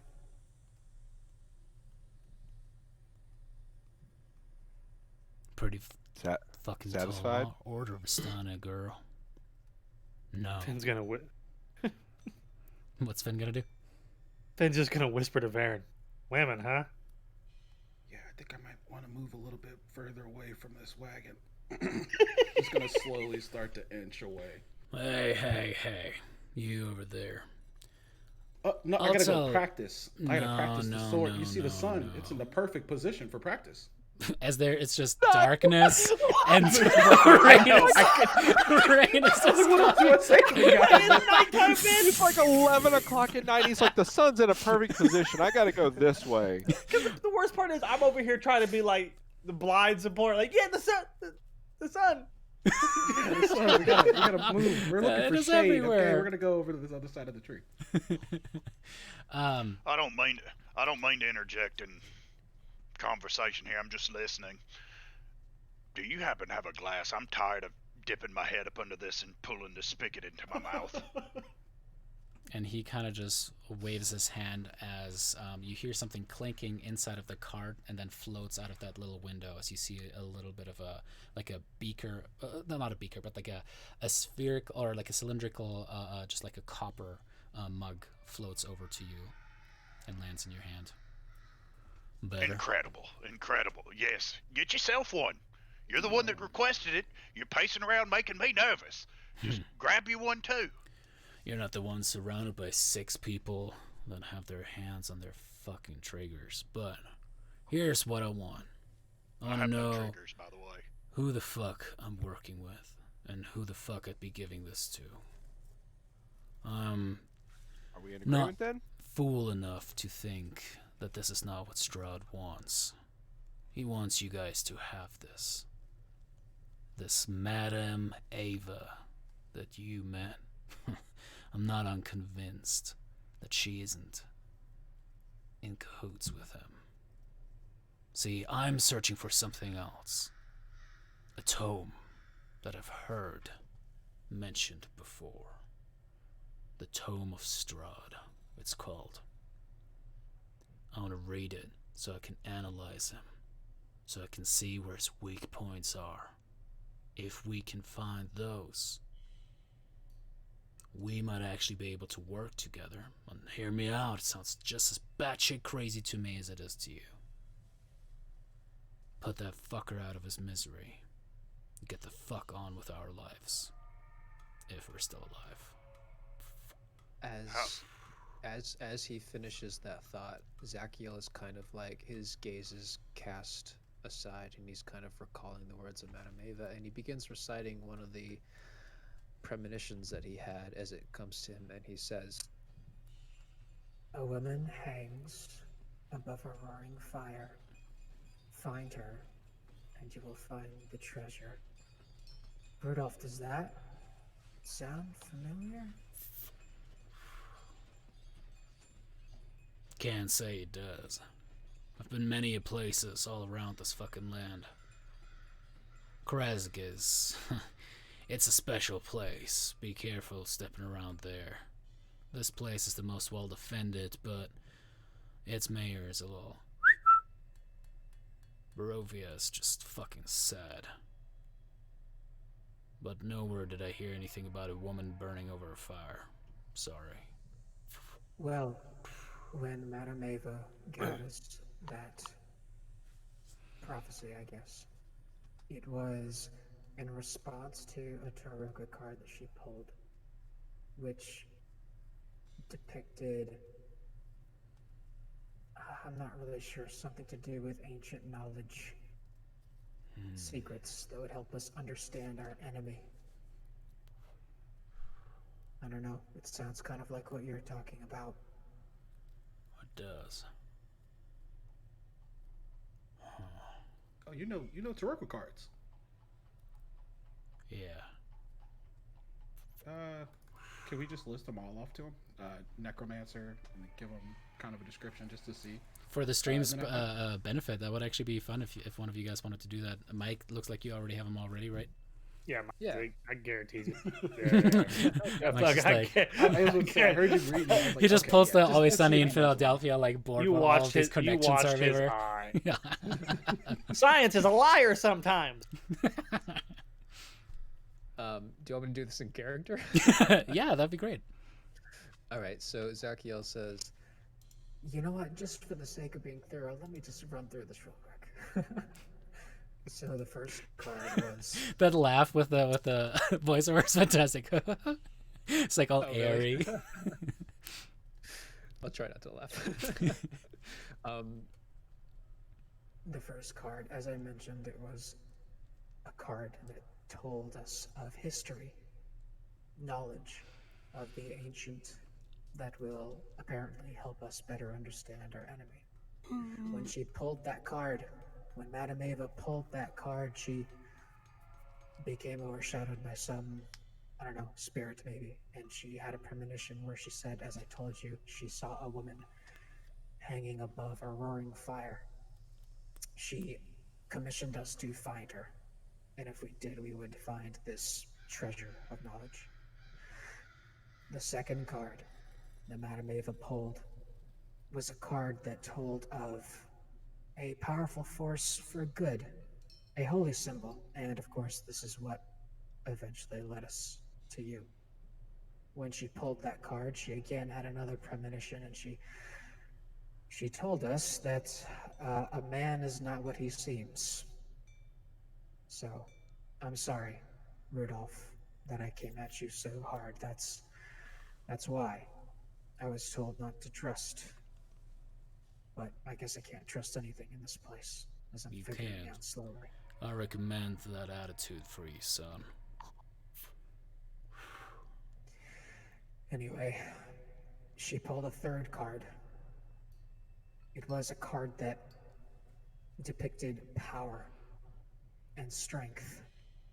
It told of a weapon of vengeance, a sword of pure sunlight.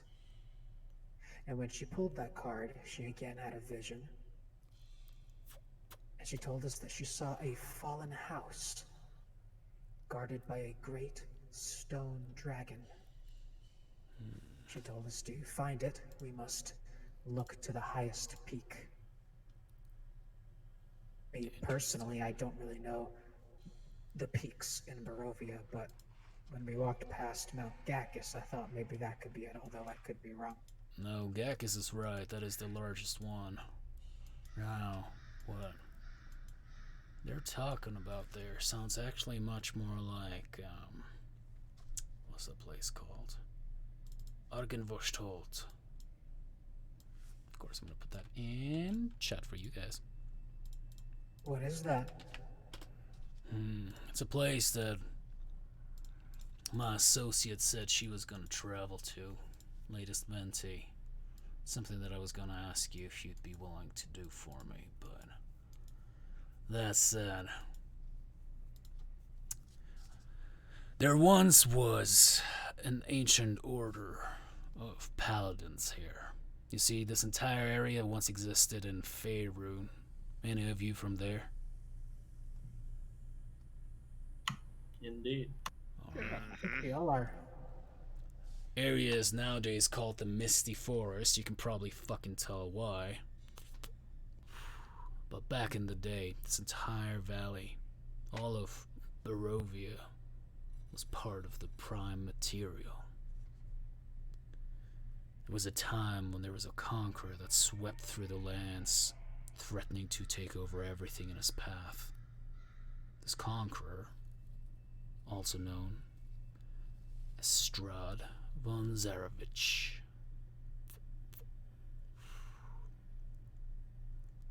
See, the stories, and he kind of paces again in front of the wagon, get a little murky.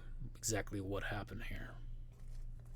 Most places just use it as a legend, a myth, some kind of folk tale of a land becoming so doused in blood that it descended into the hells. Others talk about how Strahd sold his soul so that he could ascend to something almost like a god. The truth is, he turned himself into a vampire, and I believe he is the cause for vampirism on Faerun in the first place. See, there's a darkness that suffuses everything in this place. It even affects me, and I'm already a sour bastard. Notice how you all feel on edge all the time, ready to jump at everything, draw your swords, and hack everything apart that doesn't do what you want it to do? That's the power of this place. That's how it's getting you. By you descending upon each other, the things around you, you're giving in to this place already. This darkness is something almost tangible. So, that's why I want to make sure that you all are ready for this. Strahd was not born here, but he was reborn as a vampire. I ideally want to find whatever caused that in the first place and burn it to the fucking ground. That is my goal. I want to see Strahd dead, of course. But I think there's something more here. I think one important factor is that Strahd can't fucking leave this place. But neither can you. But guess who the fuck can? And he points his pipe towards Dunan. The fucking Vistani. Which tells me that either the star of power that happens to suffuse everything can control it, or Strahd can. Now you, young Missy, have told me that he somehow struck a bargain with you people, right? I never said that. So you struck a deal with the land? Do you know? This is important, kid. I've already told you I'm not telling you anything else until we make a bargain. No fucking bargain, then. If you just want to walk off, I need someone that I can trust. I need trust first, and then we can share resources. Sorry. I don't trust you. Fair enough. As he leans back against the wagon. Zachiel will walk over to her. Dunan, what other way forward is there? Do you really want He to hasn't be really potential answered allies? anything. You want me to tell a complete stranger my life story. You want me to tell him everything I know when he has shared with us very little information other than things that he actually wants. Not helpful to us, but things he wants. He wants a lot of the same things that we. He wants the most important thing that we want. I'm very aware, but I don't feel comfortable telling him everything.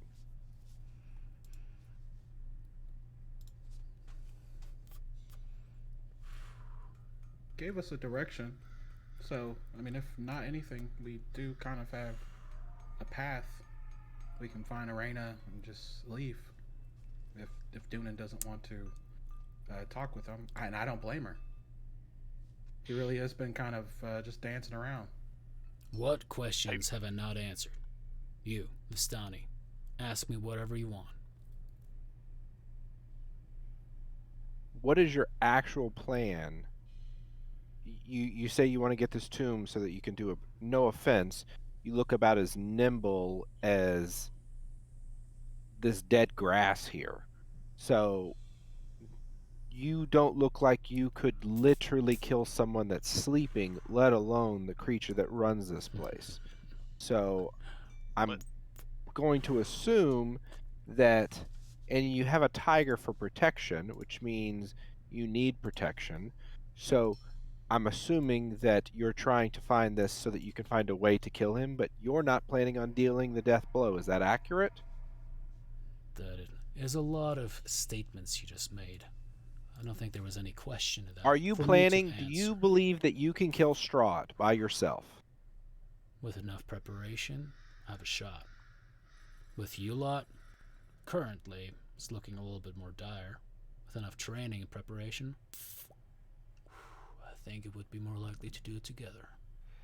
Let me interject here. I've just been sitting around listening to conversation back and forth.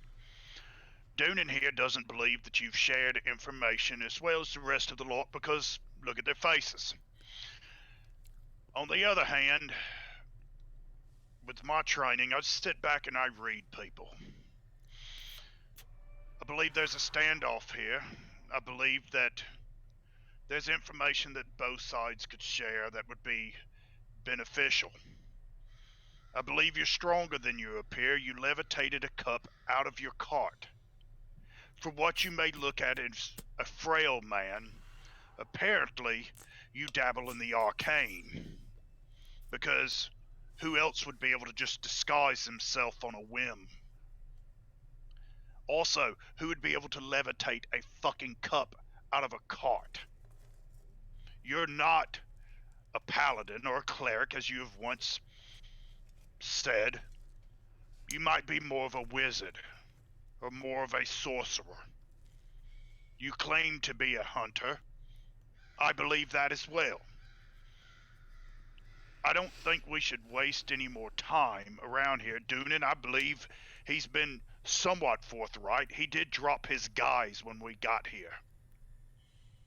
You've given him a little bit of information about your Vistani life.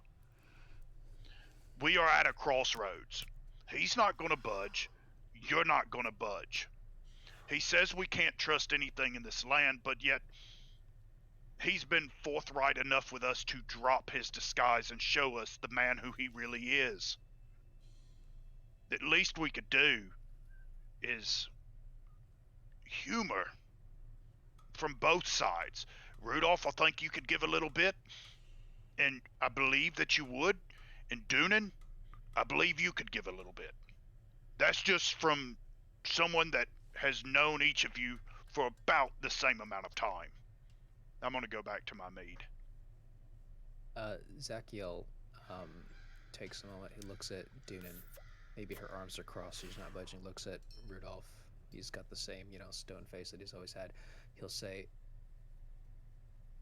How about this? Hoyt, you mentioned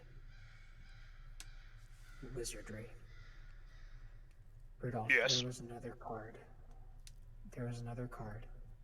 And if you could illuminate this for us, if you have any knowledge on this for us at all, it would be really helpful to us.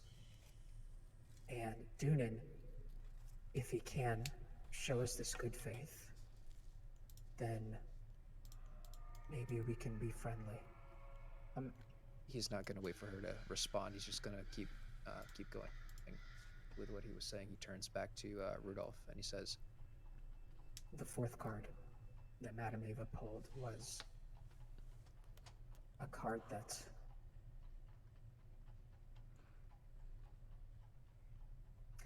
that it shed light on one who would help us greatly in battle against the darkness, or so it would seem. And when she pulled that card, she again had a vision, and she told us that our greatest ally will be a wizard. But she told us that his mind is broken, but his spells are very powerful. Huh. So, Rudolph, my question for you, and if you have an answer, please tell us. My question is, do you know anything about a wizard with a broken mind? It's the Mad Mage you're looking for. Now I'll make you a trade because apparently the blonde one is pretty keen on bargaining instead of just sharing because we're both in a fucking prison together. Be that as it may. We'll make it in terms of bargaining. Sounds good. You tell me everything that you know, Doonan, and the rest of you, be frank with each other. This is less for my benefit even at this point. It seems like there are some questions amongst each other that I'm just sensing.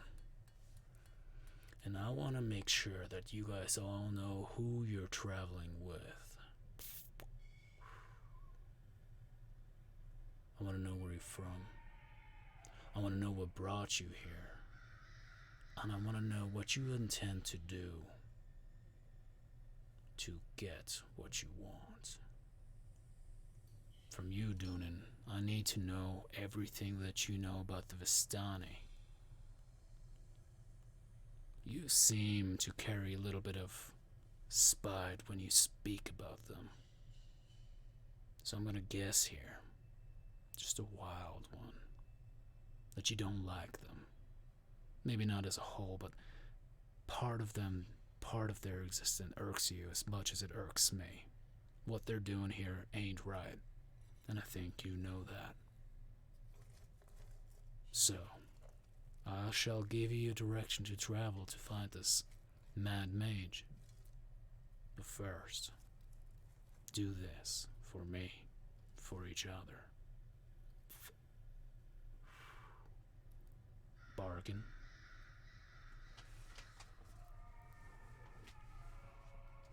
We all know all that information about each other.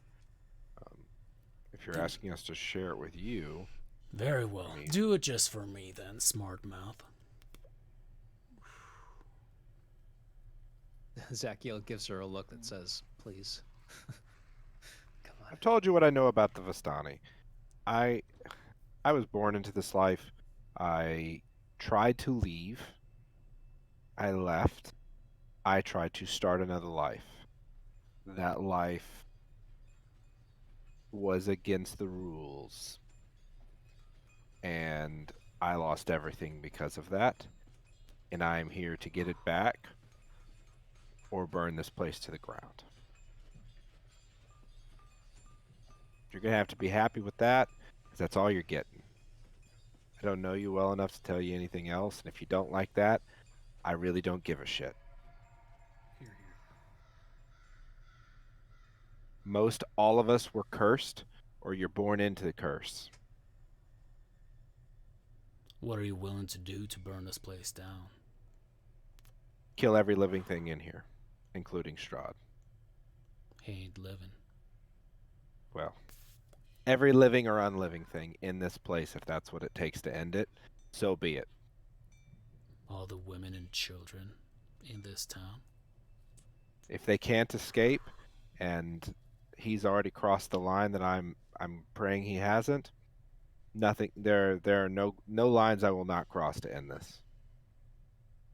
Interesting. Because here's the thing, the way I view this place right now, as cynical as this may sound, is we are all livestock in a cattle barn, and it is only a matter of time before we're pulled out. So we either kill the slaughterer, or we wait for our turn to be slaughtered.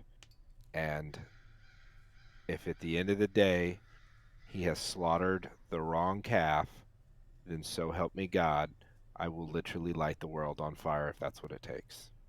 So Zachiel is listening to her, basically spout what is essentially rhetoric, and Riddick appears.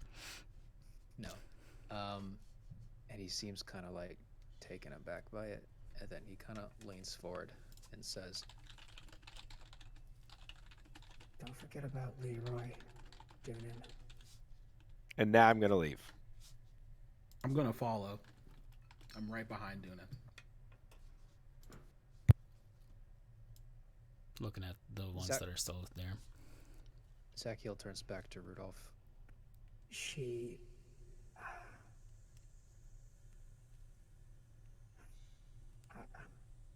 I don't know what to tell you, Rudolph. She's lost more than most people have in this place. All right, that's fair. I wish we could have started off like this instead of a heated debate. I wonder how far we could have gotten. What are you willing to do?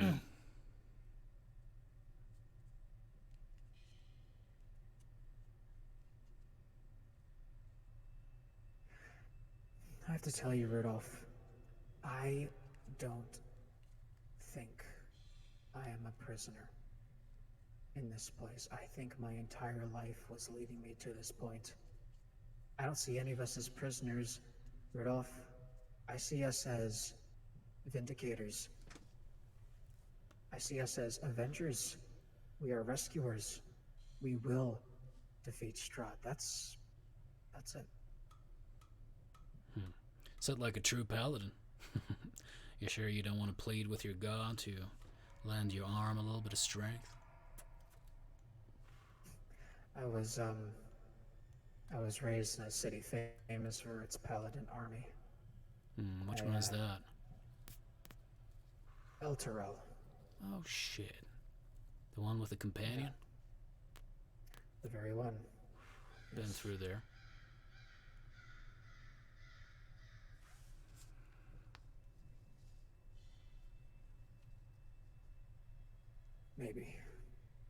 Maybe someday. Maybe that will be my path. I don't know. Should consider it. Your words seem to carry zeal in them. Even the Hell Riders might be blushing next to that. It's nice to see. As he turns towards Knack. And you've been awfully quiet this whole time. What are you here to do? What are you willing to do? I've already lost someone dear to me. Not willingly.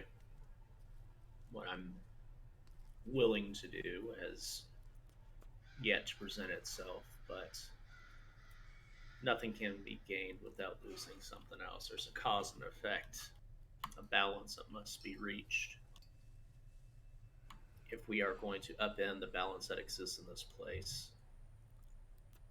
there are going to be losses, as unfortunate as that may be. My goal is to become powerful enough to defeat Strahd.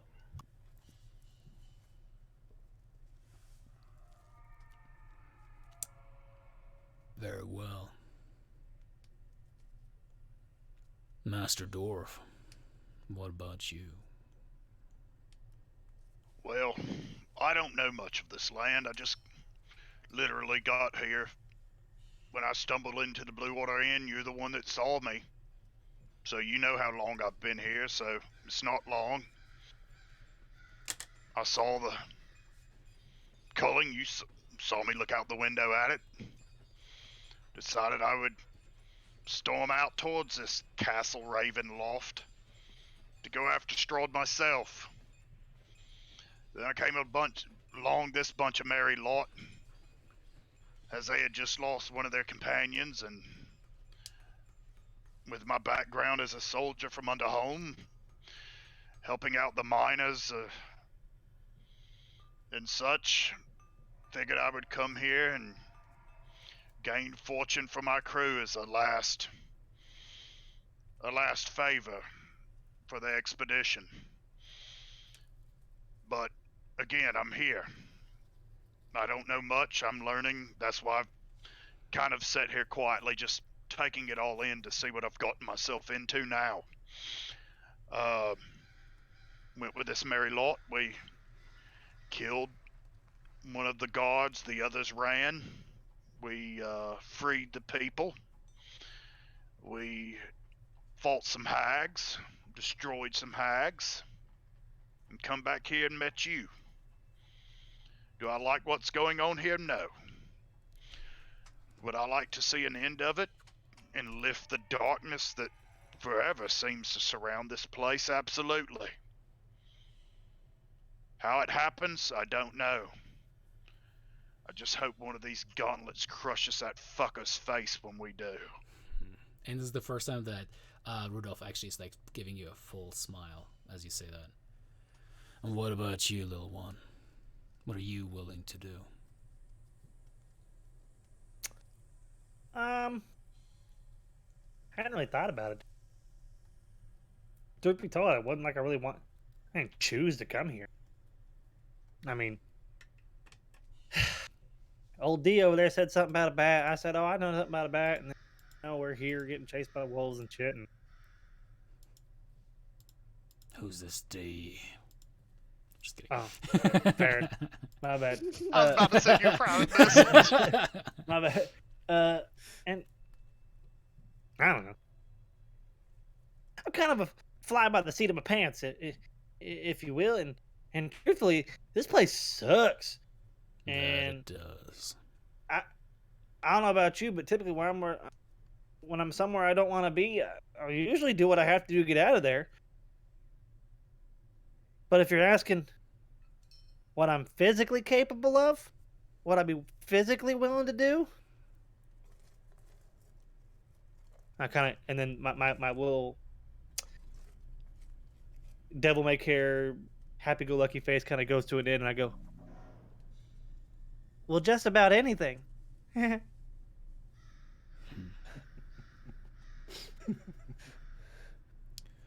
Mount Baratok. That's where you need to go. Oh, and by the way, that one, and he's kind of pointing off where Varen and Dunan are kind of just standing, and he's pointing towards Varen. He's going to be the one stabbing you in the back. You think there isn't a reason that he walked away from all of this? He was pointing to who, sorry? Varen. Oh, Varen? I mean, he's got a little bit of an attitude, but he just wants to be immortal. He didn't mention nothing about power. I'm sure that's all that Stroud wanted too. I'm just saying, be careful around that one. Mount Baratok. That's where you'll find the Mad Mage. Take the boats, cut across the lake. That's the mountain range just north of here. It'll take you a little while to get there, but you'll get there. I'll warn you, though. I tried approaching him. You think I'm a dick? He's a dick who's gonna say hello with a lightning bolt to your face. Oh, and of note, I think he's the mage that riled up everyone 2 years back, trying to storm Castle Ravenloft. I think his mind got shattered by Strahd, so you can look at your future selves in him. Finn very briefly is gonna have a very shocked look at his, deathly worried to his. Did you say lightning bolt? Yes. Oh, I fucking hate lightning bolts. And the PTSD of the Hag Coven kind of comes back when that fucking lightning bolt hit me in the face. You, Oh. bright one. And he walks over towards you, Zachiel. Promise me and your god. As he starts undoing the chain and pulling it over his head, kind of letting the chain fall into his palm. Promise me and your god you're gonna be using this. That you're gonna be using this for good. That you're going to be using it to kill Strahd.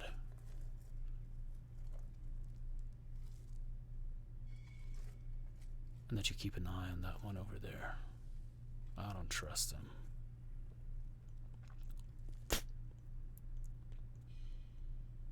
You have my word. Well, I hope your fucking god is listening. And he kind of just puts it into your hand. And one more thing. My mentee is out there. She's been trying to blend in with the Vistani for some time. Her name is Esmeralda. If you come across her, tell her Rudolph sent you. She'll help you out, whatever you need. Be kind to her. She's more nice than I am.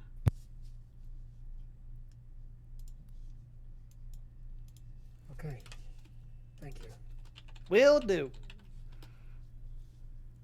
I just want to point out, every time he pointed over at Varen, he was trying to console his friend. The nerve of this guy. Asshole. Mind if I keep? And he just kind of puts his boot up on the lip next to the keg. Looks like you've got quite the deal out of your little bargain there. Pointing towards the amulet. And because I'm not a complete dick, Strahd's gonna be looking for that. The minute that he sees you have it, oh, the shit you've seen so far is gonna be looking like a goddamn kid's bath.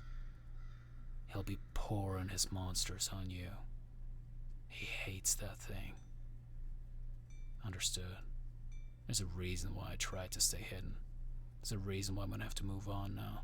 Thanks for that. You're welcome. I don't know that you'd have to move on.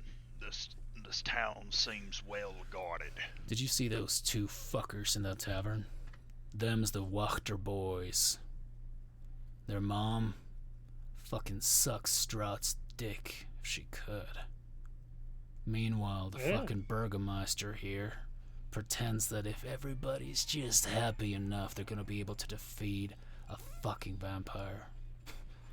Fucking delusional shit. But cognitive dissonance hits when it hits. Be that as it may, I'm not fucking staying here. Those boys know that you guys are trouble. They know that you want me for whatever reason, and you had to say it fucking loud enough that I'm not what I appear to be. So thanks for that.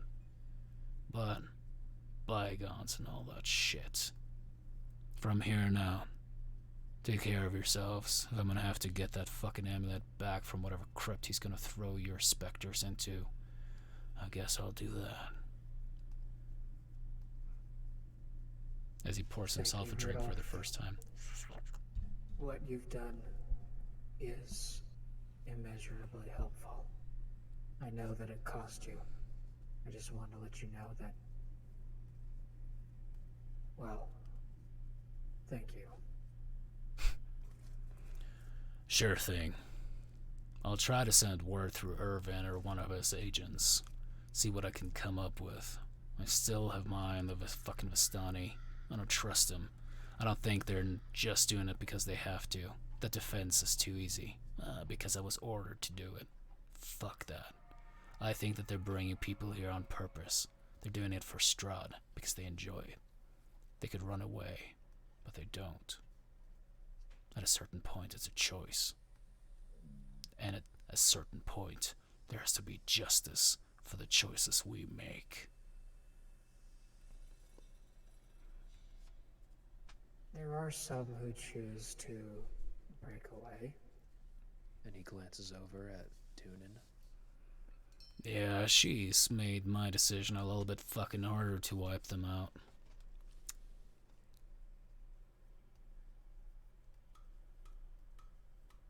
If we're just in a giant prison, they might be captives too.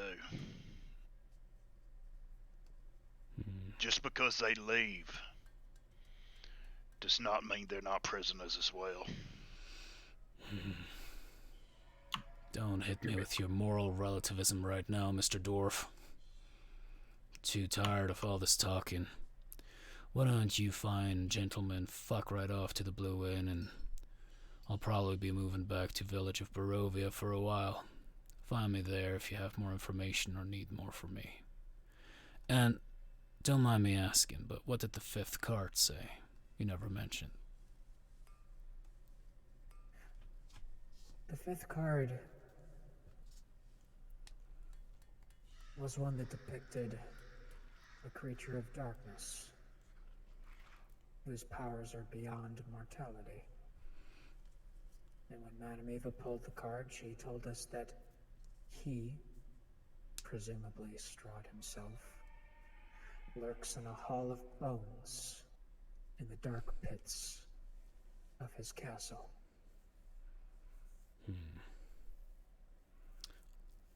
Maybe I'll try to find someone that can actually infiltrate the castle too. These callings might be a good way to do that. True. Yeah, we'll need to get to that eventually. It's kind of, at least from my perspective, it's a little bit further down on the list, because that's like, you know, that's the end game. Yeah, that it would be. I'll see if I can find out where that exactly is. Feed you that information, make your fight a little bit easier. Tell your troop to be less of dicks. Actually, considering this place. And he looks up at these storm clouds up above where the rain is just falling in sheets on all of you guys. Nah, fuck it. Stay dicks. But just don't succumb to it. Understood?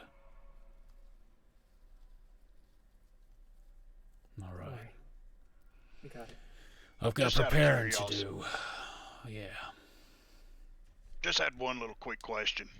You wouldn't happen to have any extra scrap metal laying around in that cart, would you? I've got something I'm trying to fix that What are you might trying to help fix? us along the way. We were able to strip part of the plate one of his henchmen were wearing as they led the caravan out of here. I want to repair it so we can be better armed with whatever he might toss our way. Crate over there. And he kind of points to this smallish crate that seems to be relatively flat and rectangular.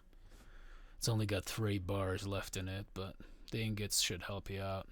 Stole it from one of the ferryways anyway. And he gives you a little bit of a smile. I may look like I can't do shit, but I'm spry enough. About to say, I never said that you couldn't do shit. I've seen what you can do. Just kind of winking over towards where Dunan is standing with Varen. Alright, now if you don't mind, stop drawing attention. Draw attention somewhere else at the very least. Back to the inn with you, will you? Good luck. Don't die.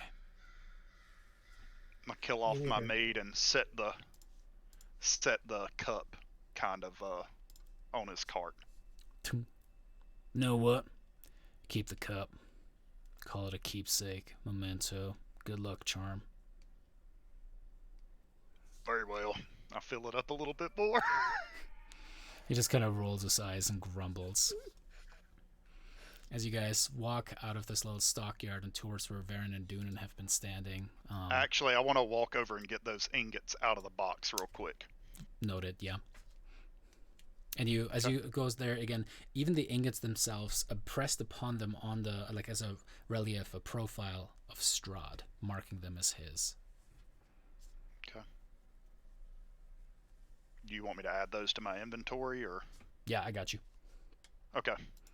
As you guys match up with everyone else again, and I can finally stop being a dick NPC for a hot second. Yeah. That went so much better than I thought it was going to before we started today. You thought Well, you I were was going to honestly fight. like, is Drake or David in a bad mood tonight? This seems like it's getting a little. No, aggressive. but I'm not gonna. I'm like Oh, there was no, I was there like- was no world. I'm telling a random NPC I've known for 2 seconds that my son is missing. Like, you're out of your fucking mind. And I can tell you, like, RPing as a parent, like, if I was searching for my kid and then found out that, like, Lord forbid something happened to my kid, that's not an exaggeration. Like those of you that aren't parents can't understand, but I know that those of you that are, I would literally burn the fucking world down. I would not give a shit about collateral damage. I would be driving my 3/4 ton truck through the middle of Walmart if that's what it meant to get to the dude that did it. Like, Hey, people do that and they haven't had their kids taken. you know what I'm saying? So like, I could have been wrong about this, Drake, but I kind of got the sense that the story kind of needed at least a reference to that, which is why I kind of yeah, I mentioned was his name. So I hope that was okay. But yeah, I don't know. We'll see. We'll see how it develops. yeah. Hey, it gave me an out, so thanks. I was hoping you were gonna stab him so I could steal the tiger. Steal I the wanted to challenge tiger. him, but he All right, never got to Siegfried, the point calm where we could've down. fought. I really wanted Fucking to fight him, but he didn't Steal have the a tire sword is or just anything. a way for you to go to the graveyard. Fucking tiger to eat your ass. Animal handling, animal handling, animal That's like the equivalent of being in the ocean. You see a shark, and you're like, "Gotta swim faster! Gotta swim faster!" Jay likes your Here, helmet. here lies Finn. He rolled an 11. Fuck. Fuck. Oh, Did he have a weapon on him, David? Well, that was a very useful conversation. He had like a cane that he kind of propped well, up the against biggest the thing is wagon. we got the amulet. I was gonna hit him with a surprise attack. Drake just wanted the loot, y'all. That's we got. We did. No, like I didn't like I didn't just wanted like to see if the he was fact good. that, to me, like just from a like character's perspective of somebody who's like a little bit guarded but is just been lied to so much. Like he doesn't like Cajun. She doesn't like caginess, and like this guy was cagey when we first started and was pretending to be some shit he wasn't, and then he was dodging all of our questions, and then like when he started answering questions it was kind of like he was giving us enough but not enough, so that's why I was like, Y'all no. should just let Zachio burn down the whole parlor. Get all angry, go Super Saiyan on his bitch ass, and just fucking let this thing get weird. Well, I wasn't sure if he was like, like an enemy in disguise, like a harmless carnival dude, like I don't know, like a vampire in disguise, something. So I was ready to activate my radiant consumption if that was necessary. I was ready for it too. I was like, let's get this Really shit popping. dramatic. But Yeah, it would have been bad too because I have no spell slots, so that would have been terrible. You have no Vinny- spell slots. I haven't had any spell But- slots the entire fucking 2 What I do days. have- Phineas what I throws do the have- egg to Zach and says, "Good luck." What I do have now is an amulet that only paladins and clerics can use. So now I have to think about multi-classing into paladin. we can talk about that later. The goal is to get the Yeah. motherfucker. Yeah, it's good. It's good. I'm excited to have Hoyt identify it and see what the thing can do. Gonna have to let me get some Wait, rest. did he told us? I think he told I us. mean, you can Yeah, do he that told us as he a can turn into a ritual. You're a ritual caster. Oh yeah. If you give me 10 minutes, I could do it. He told us basically what it could do, which was And that's in Yeah, he chat did. for you It's guys. Yeah. escaping me right now, but oh, great, thank you. So it is this this holy symbol that is a platinum amulet shaped like the sun, which with a large crystal, which is just this ruby embedded in its center. It has 10 charges for the following properties. Hold vampires. As an action, you can expend 1 charge and present the holy symbol to make it flare with holy power. Vampires and vampires spawn within 30 feet of the holy symbol. When it flares, must make a DC 15 wisdom saving throw. On a failed save, a target is paralyzed for 1 minute. It can, of course, repeat 15, that at the huh? end of its turns. That's incredible. Because think about like the fight where we had 3 of them, being able to paralyze one of them, because 1 minute is fucking forever in combat. So being able to paralyze one, and basically, if they're paralyzed, you have advantage on attacks too, right? Yeah, let's look at the thing, and if you guys want to drop that in the Yeah. in the Polyhedra chat or the Twitch chat, so I you can explain to people. yeah. So like if it's 1, we'd be able to whack them all. I'm more thinking if we're fighting multiples, it gives us the ability to immediately neutralize one. So like if Right. we're fighting 4 vampires instead of there being 4, all of a sudden there's a DC 15 is a pretty decent DC. Giving us the ability to try to take one out of the combat is amazing. Yeah, that's really great. But yeah, the paralysis gives advantage on all attacks to it, and if it's a melee attack, it's auto crit, which is incredible. So Yeah.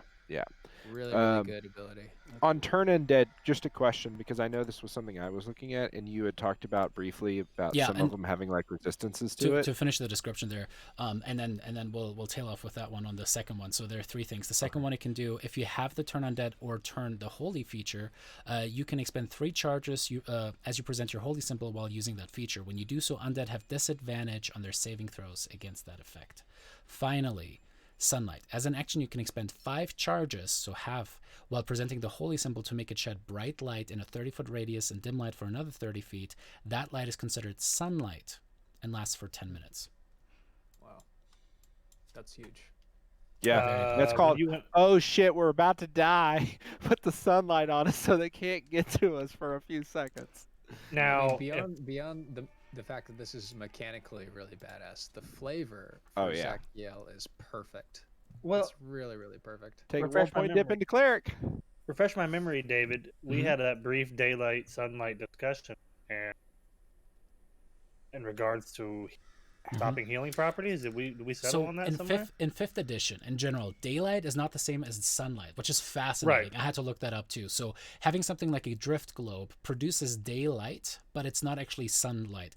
It's super counterintuitive, but you can follow it up in the sage advice columns. Really, the bottom line is you need to have something like the sunlight spell, which is a 5th level spell, to be able to produce something. Or I think it's, or might it Dawn be is what it's called. daylight? Yeah, and it's like that stuff is just very, very, very consequential. For a vampire, for example, it has to be actual sunlight, not just daylight. And it also seems like because the daylight in Barovia does not seem to be true sunlight, as the vampires were fighting outside, and you as a kobold have not actually experienced any daylight out here as well. Which, if you are, or sorry, in sunlight, if you were in direct sunlight, if you are fighting while they turn that on, you are going to have Automatic disadvantage. sensitivity.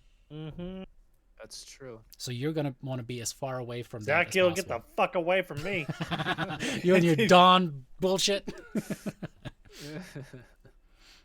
But as you guys kind of reconvene, and Varen just has a hand up on Dunan's shoulder. If you guys want a bullet point, like what would Varen and Dunan have discussed? Generally, I'm guessing what a dick Rudolph is. Fuck Rudolph. Pew, pew, pew. Oh no. But other than Liar that- things. He tried to No. get his mind off of it. Just like, hey, maybe we should go find Arena and get out of this place. People, something about the people all over. But I just feel I don't feel comfortable in any of these towns that we've stopped in. Yeah, it. I feel like this place just has the ability to bring out the absolute worst in everyone, and it's like everyone's worst day is every day here, and I mean, it's understandable, but if it's that terrible, just kill yourself and be done with it. That's what I'm saying. Like, either fight, live with it, or quit fucking crying. Because then we have to listen to the crying, and then that's just a hassle. Every time we meet somebody, they want, oh, this is my problem. It's annoying. And then the old man shows up, and first off, he lied to Zachiel, told him he was being truthful, and it turns out he was an old man. So he was lying. The Well, man's... you gotta understand, he didn't want to give his cover up. I don't think you're with us right now. Yeah, Huh? you're not there. Yeah, this is just me and Varen. Oh, my bad. This I is thought where we said bullet point. I thought we were talking like as a... Yeah. I think we should. Hopefully, they'll finish this up. I think we should get some rest. See if they've got any kind of general store or anything, so we can repair Hoyt's armor that we found, and resupply before we get out of this shithole. I know the mayor wants to see us in the morning. I'm sure he'll be another pleasant snowflake. Question: in all your alchemy dealings, do you have anything that can dye? Like that could dye clothes or hair? Or would you know of any way to do that? I don't know. Actually, yeah, I have alchemy supplies, so I guess I could. DM question: could we use that to dye hair or clothes? Sure, why not? And we could just say that we do it like before a long rest or something, kind of thing. Sure thing. Is there a church here? Yes, there is. Okay. Maybe we should also stock up on maybe a couple bottles of holy water. Remember what happened to the one? that Sweet threw that? Christmas, yes, that is a fucking brilliant idea. I I've think been I'm gonna. waiting I because think I I'm have gonna. a flask. I think I'm gonna take a bath in it. Just as a quick detail, Dunan, Varen are not there, so they don't see this. But Phineas, Hoyt, and I'm sorry, Jeremy, I forgot the name of your character, Knack. Knack. You might notice that he takes the amulet that Rudolph gave him.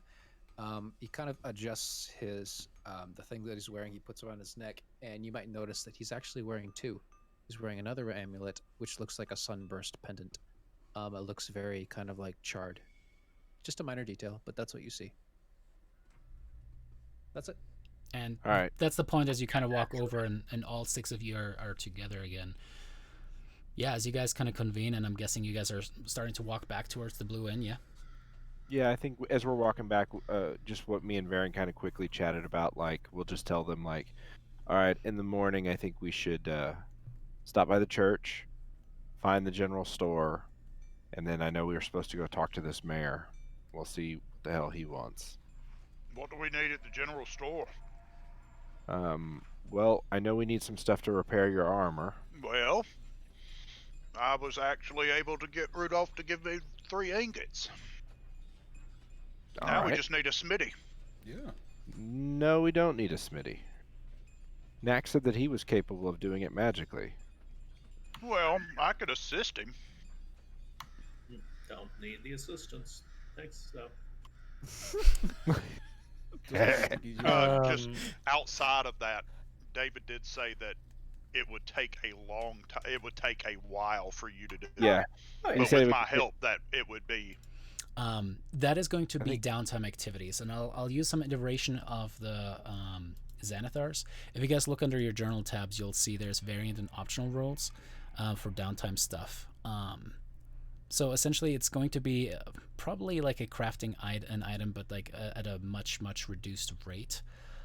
Instead of having to spend that whole time, and you have enough metal that you don't have to worry about that. Let me see something. I'll just roll a d100 to determine how damaged the armor was.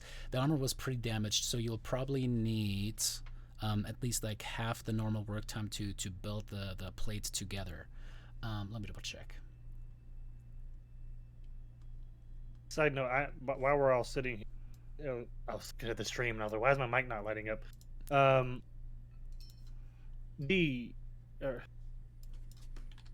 Varen, are you using that hand crossbow of yours? No, I was gonna give it to. Well, I was gonna give it away. So, do you want it? I got some ideas. Something in the future, but yeah, if you're not using it, I'll happily take it. Sure, I'll give him the hand crossbow. Okay. We're giving away crossbows. Does anybody want a light crossbow?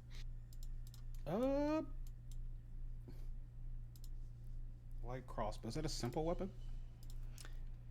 And maybe that'll be a good place to kind of take a little bit of a break, and we can do that during the break as you guys trade weapons back and forth.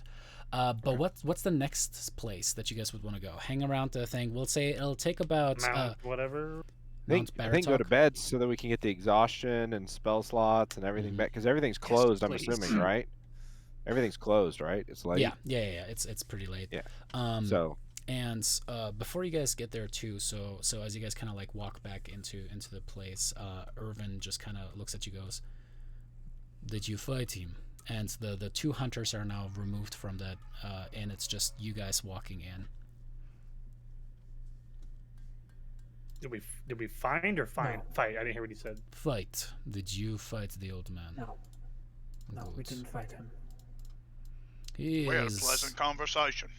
I highly doubt that. It took me a long time to warm up to him. He's kind of a douche, but other than that, I do enjoy what he is able to find out, if you will. Do you know where Arena is? We haven't seen her since we came back into the town. She's here. She's in one of the abandoned houses with the people. I was too worried about her potentially being recognized, and more importantly, having the people also be nabbed again. So they're currently out of sight. I'll let Irina know that you're here, though, so that she can join you. Thank you. Where are the kids, Erwin? Are they okay? They're Still with you? me. Yes. Okay. They were hoping to get back to Arena at some point. Oh, So good to know. Wonderful. Well, as you prepare then, I have some rooms ready for you upstairs. It's nothing fancy, straw mattresses, but I hope that you do not mind. it will do. Thank you. Thank you very much. Sounds great. Please. As you guys walk up the stairs, kind of tracking some of the mud still with you guys, you see the 2 rooms, the doors are open, you step inside, and indeed, it seems like there are actually multiple mattresses that have been propped up on the floor as well, because there's only 1 bed in each one of those, so they threw 2 more mattresses down really quickly for you guys to have extra mattresses. You see some just very, very drab interior here. There's nothing fancy. There's maybe a painting just barely like 3 inches square, and it definitely was drawn or painted by the kids of Irvin. As you can tell, they're very simplistic. As you guys kind of like set up, we'll take a short break, and we'll be right back. Let's take a 10-15 minute break, and I'll see you guys right back. And we're taking a long rest, correct? All right. Not yet. Okay. Ooh.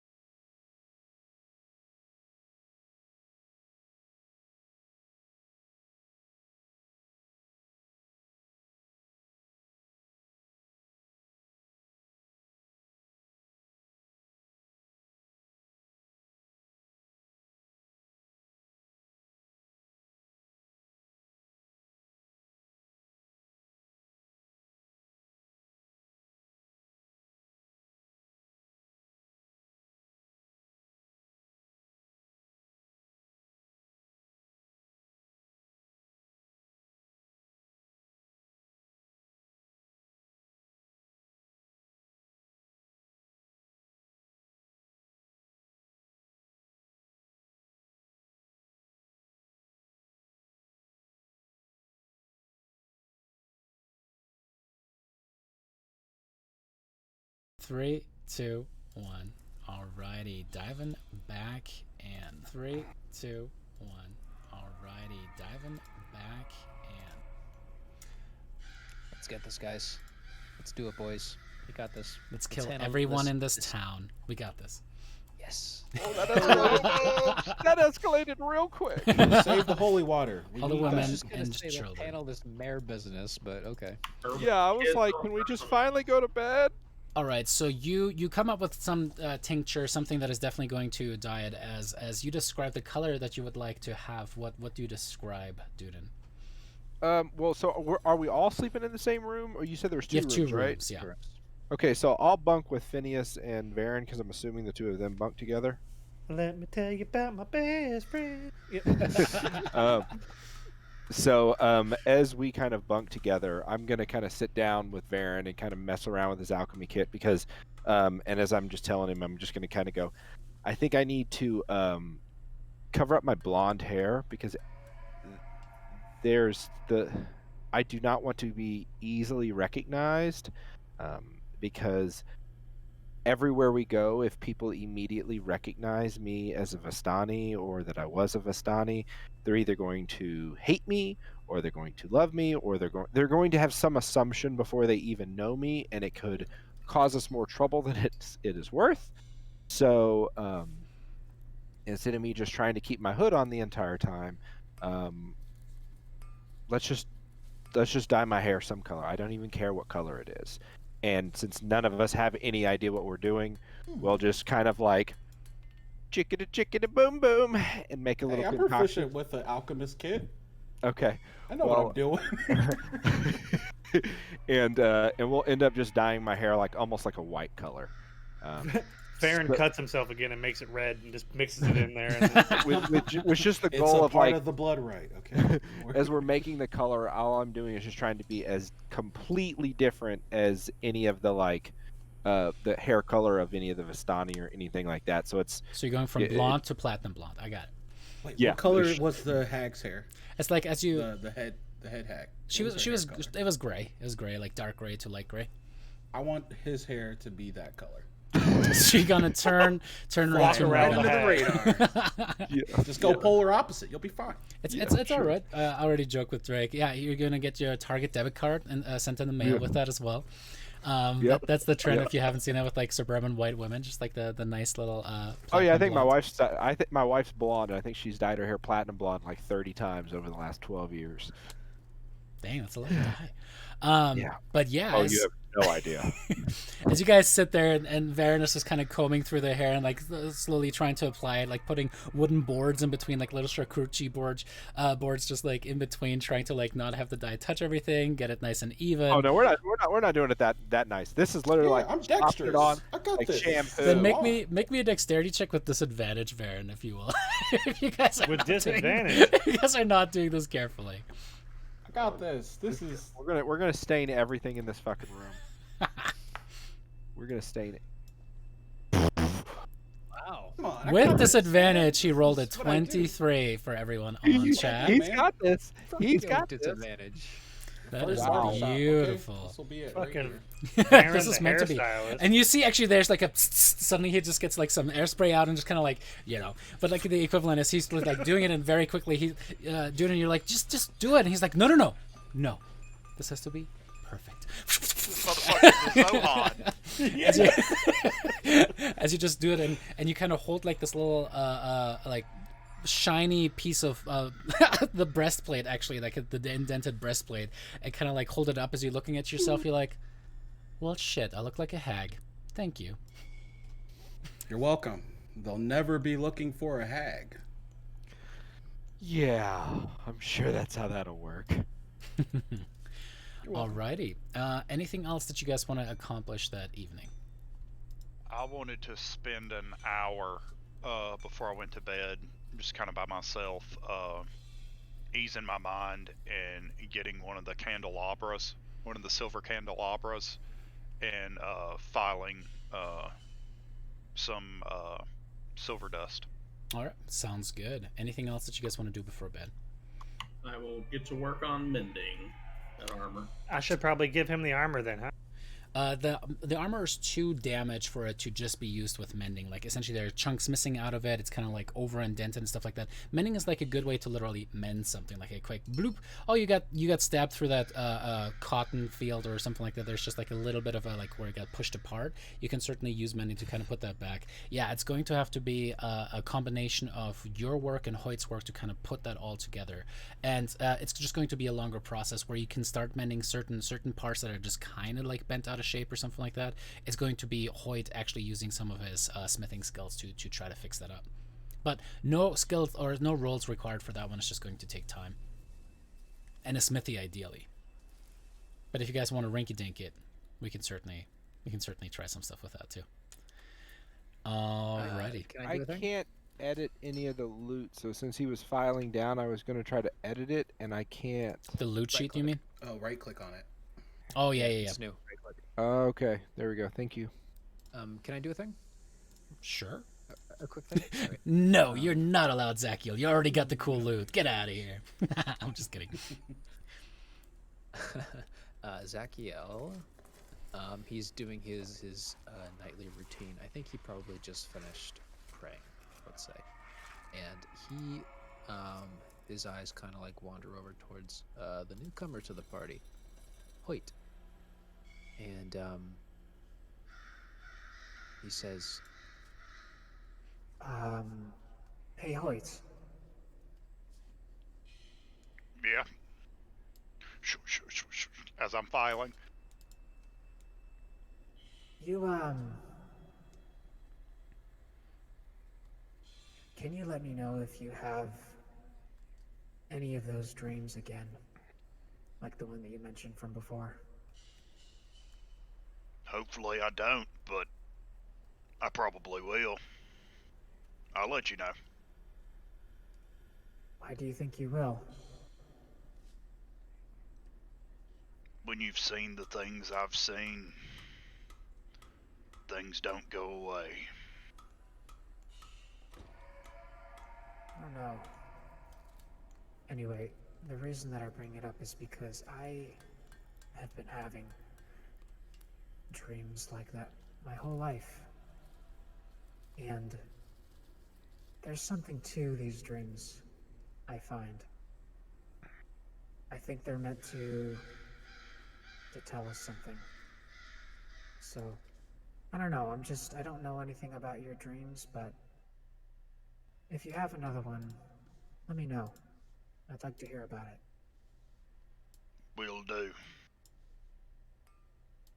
And he's answering your questions, but he's being short because he's just trying to focus his mind off of it by That's fair. filing and. That's fair. I feel like if this session had a name, it would be short answers. Sorry, go ahead, Zachiel.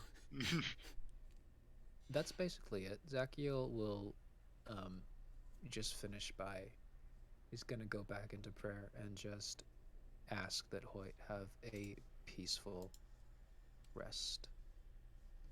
That's it. What does the prayer look like? This is more just to give that extra flair of religious taste of what it means to be Zachiel. He prays like a paladin prays. The paladins have a very, at least the paladins where he's from, have a very particular way of praying. It's very ingrained into their culture. It's beyond just religion. It's a way of life for them. And what he does is he leans on his knee, on his left knee. His right knee is up. He rests his right elbow on it, and he lowers his head.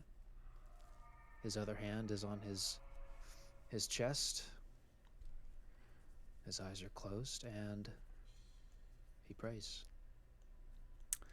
Now, Knack, while you have Hoyt going shh, shh, shh, shh, in one corner of the room and Zachiel is T-bowing in the other one, what are you up to?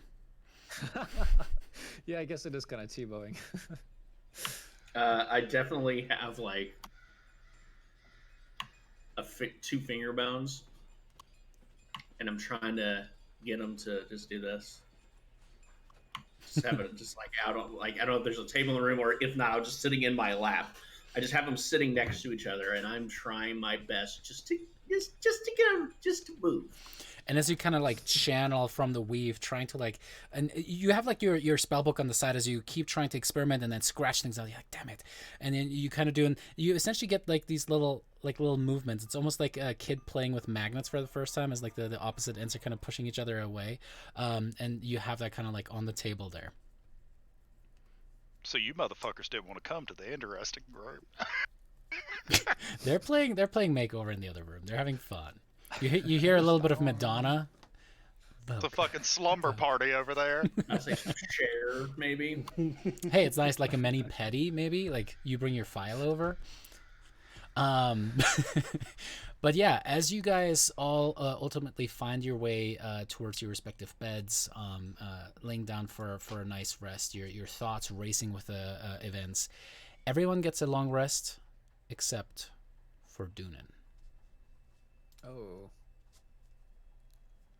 I feel Why? like we're drawing straws now, guys. Doonan. What are you doing? Stop it. In your dream, you still get your health back, and mostly because anything that resets on a short rest, you get a short rest equivalent. However, other than that, you're not really getting the benefits of your long rest.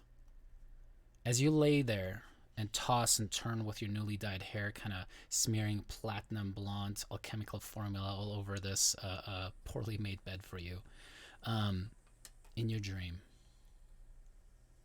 would you like to describe what your home looked like, the one that you had made for yourself, as you see your husband's back turned towards you in a little kitchen? You hear the sizzling of bacon.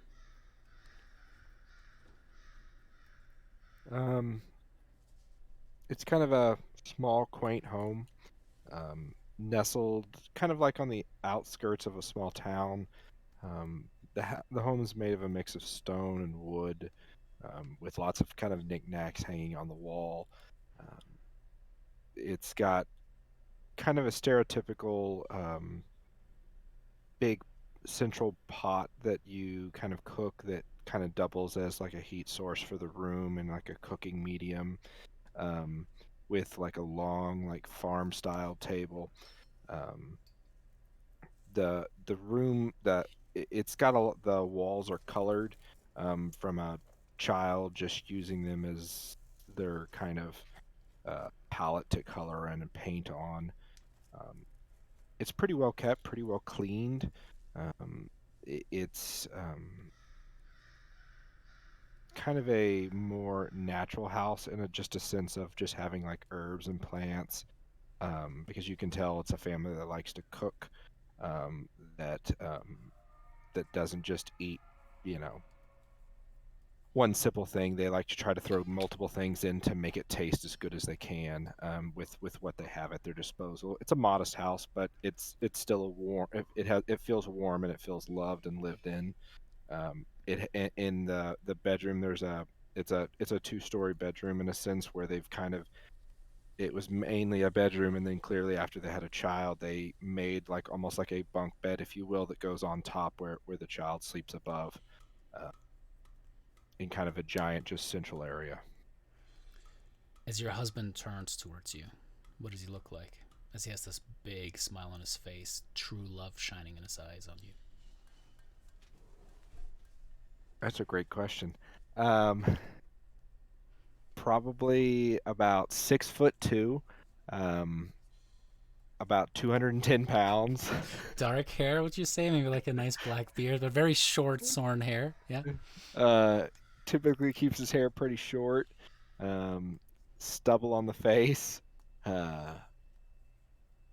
He is kind of a lighthearted jokester, if you will. Handsome, but not like ruggedly handsome. Just an above average guy. as it is now canon that Drake is dating himself in this game. I was gonna say I'm not 6'2". This is confusing. But as I literally had thought about everything except that, and then when you asked me that, I was like, "Fuck, I don't know." In my brain, the people that know me are gonna laugh. I was about to describe Jason Momoa, and then instead I was like, "No, I'm not gonna describe Jason Momoa." And then I was like, Henry Cavill, and I was like, my next man crush. I was gonna describe him, and I was like, "No," and I was like, "Okay, me." So What he meant to say was We all know 5'9", that was 10. your Yeah. first choice. We all know. Yeah. We all know. yeah. It's actually a visage of Mike as he turns around and looks lovingly at you. No. Yeah. Yeah. Beautiful golden eyes. The show is behind the curtain. Yeah. And as your husband lovingly looks at you, he kind of has this like makeshift iron cast pan where he's sizzling the bacon in there that you guys scraped together some silver for so that you could actually afford a pig that you guys are currently keeping in storage. As there's a little boy's voice ringing out, "Mama, Mama," as a little boy runs into the kitchen. What does Leroy look like? Smaller kid for his age. He's a very, very sweet looking boy. He is what you might even call like a pretty boy. Blonde hair, green eyes. He is kind of fair skinned. He has a very mischievous smile to him. He acts innocent, but is always getting into things. And he is very, very, very interested in what you were doing and wants to be. He's just a very inquisitive child that always wants to. He's not like some children that are solo players. He very much wants to be doing whatever you are doing more than just anything. He wants to be with people. And as he runs up to you, you see laid out before you is actually this beautifully made whip. It seems like every other thread there's all of these like weird steel bars that are sharpened. It's almost like this tail whip, like this rose thorn vine that lays before you, and incredibly well made, and your heart just kind of skips a beat as you look upon this dream of a creation of a weapon that you hope to finish here soon, as you've been very carefully mending weaving and braiding the leather together, and you're just getting to the hilt as he's going, "Mama, Mama, Mama, can I help you? Can I help you make the whip too? Please, please, please. Why are you making the whip?" Is a memento to the past. Why? So, you know how when you draw things and you like to look on them to remember them and to see how pretty they are? Uh-huh. This is something that helps Mom remember the past and remember things that she once did. But why? Well, because when you get old, you forget things. Okay, but why? As your husband kind of goes, "Enough, Leroy. Come on, come over here, get some bacon." And as you kind of shake your head with that smile of like, "God, I was trying to play a game to get away from my kids." As you're weaving and braiding the leather, you kind of suddenly feel oil on your hands. You're like, "What the hell?" As you kind of look, you undo some of the last braids you made. There just seems to be some kind of a liquid, and as you try to like look at it, you hold up and it just glistens red in your hands, as there seems to be just blood. You kind of push away from the table as you look up, and the entire house is just burning around you. The flames licking up the walls, burning everything that you love, everything that you cherish. The ceiling above you is just starting to bow down as the fire is chewing away at it, and it cannot bear the weight of the roof anymore. You kind of push away, you look down, and you're grasping this whip in your hands. There are all of these steel pendants that seem to be actually just kind of pierced through your hand, permanently attaching this whip to your hand, kind of like hands akimbo. And as you find yourself with the whip permanently attached to your hand, there's just blood running all down it, but you see that there's actually blood all along it. And this time, instead of these silvery pieces that are pierced through the braids, there are all of these little bones. And your heart sinks as your mind brings you back to the bone grinder. As you standing outside the mill, you now look upon it, and the entire place is on fire once more. As you look upon it, there you see, wreathed in the flames, are your husband and son. And your husband just says, every single mother, every single child. As the windmill just collapses down on them, and you wake up Varen and Finn as you guys were in there. She's been sleeping like complete shit. You get a level of exhaustion, Dunan, as you guys wake up that next morning.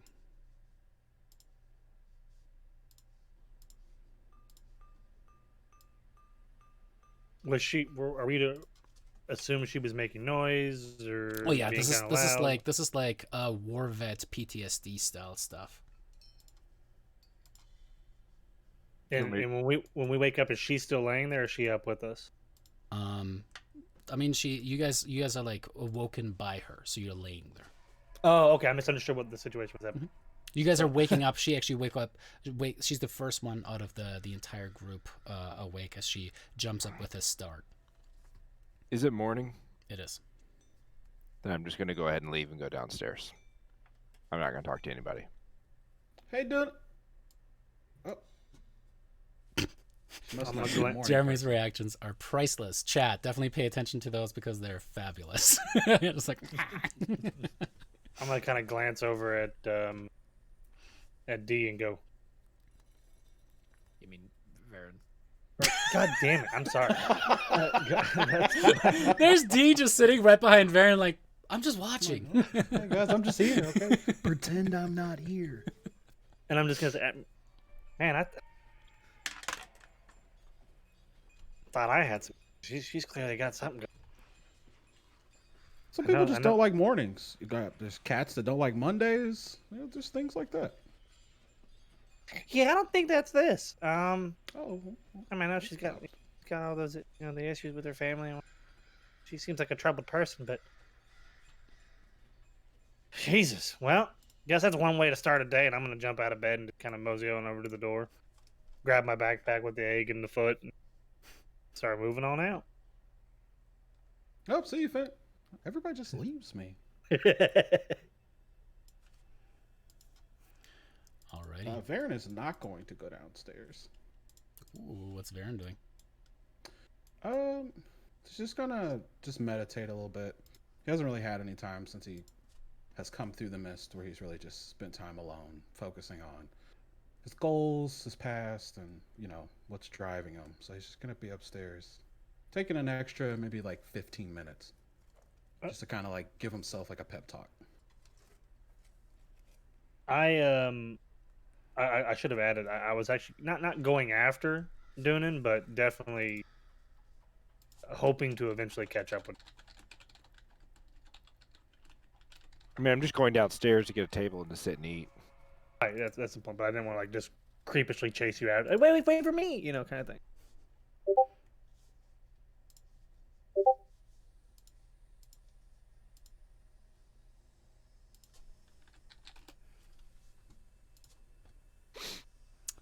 Knack, Zachiel, and Hoyt, you guys wake up too as you hear the heavy footsteps of Dunan angrily kind of walking out of the room.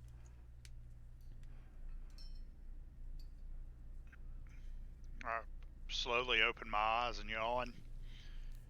Now I look in my hands and I've still got the silver, I guess the corner that I was in, I doffed my armor before I slept, but just kind of leaning in the corner, and I must have fallen asleep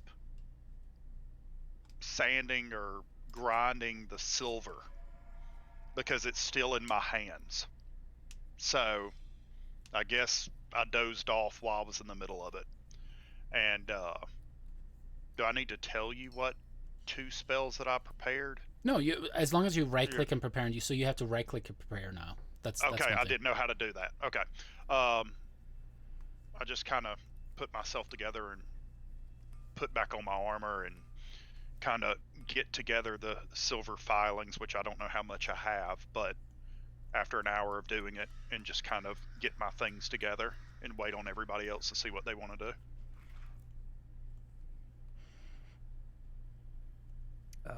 Zachiel, he stands up. He looks at Hoyt. He looks at Knack. Are you guys hungry? It smells good down there. I could eat something. Absolutely. All right. Okay. You ultimately, all except for Varen, congregate downstairs as you guys kind of set up. And Irvin is already up and starting to cook, as he actually does have some beautifully sizzling baking there, kind of like set out. Welcome. Good morning. How did you all sleep? Fine. Accommodations were perfect. Thank you.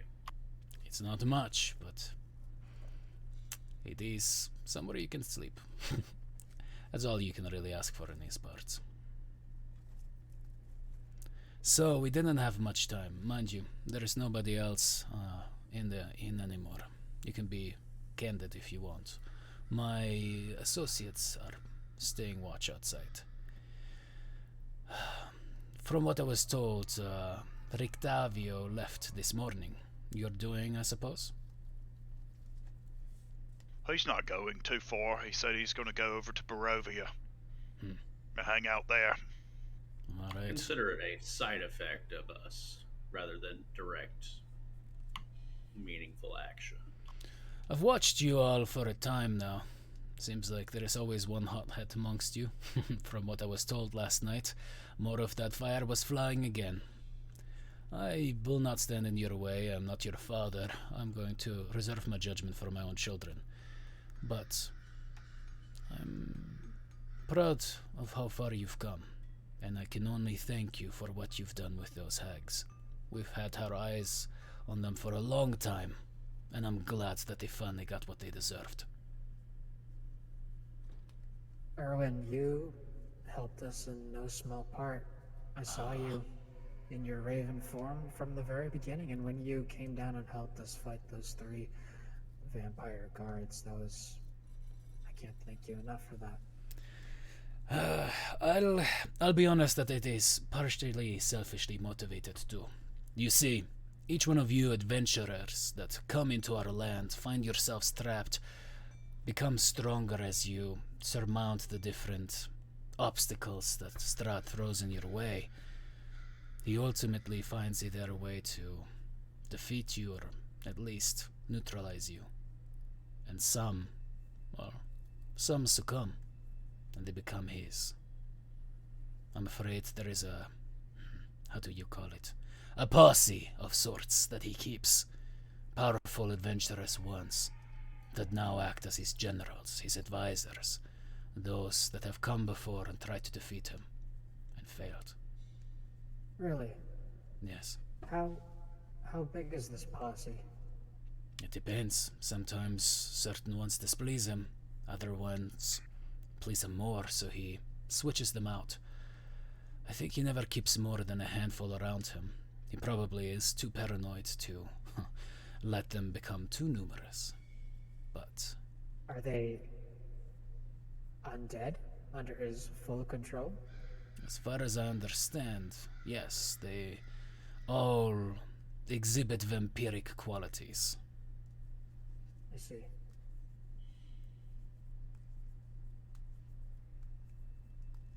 Can I ask you a question, Erwin? Is there... Forgive me, I really know very little. No worries, ask away. I'm an open book. This might be a silly question, because if there was an answer, then you'd think that this would have happened a long time ago, but is there a cure for vampirism? Maybe not for, Strahd, but for the people that he infects? And he kind of like touses this long beard of his. Not that I know of. I'm guessing it would include powerful magic of sorts. What exactly? above what I can do. I'm more of a hands-on man, if you know what I mean. There are some among us who have dabbled in the arts, but whenever we try to do something too flashy, his people track us down. So that's why we have to stick to the shadows. A cure for vampirism. That would be something, huh?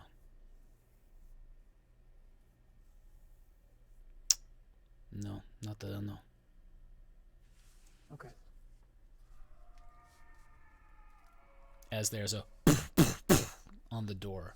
Another one of those guards steps in, and you see Irvin just kind of shoot him a look, looking down at his boots as he's like, "Oh, I'm sorry, Irvin."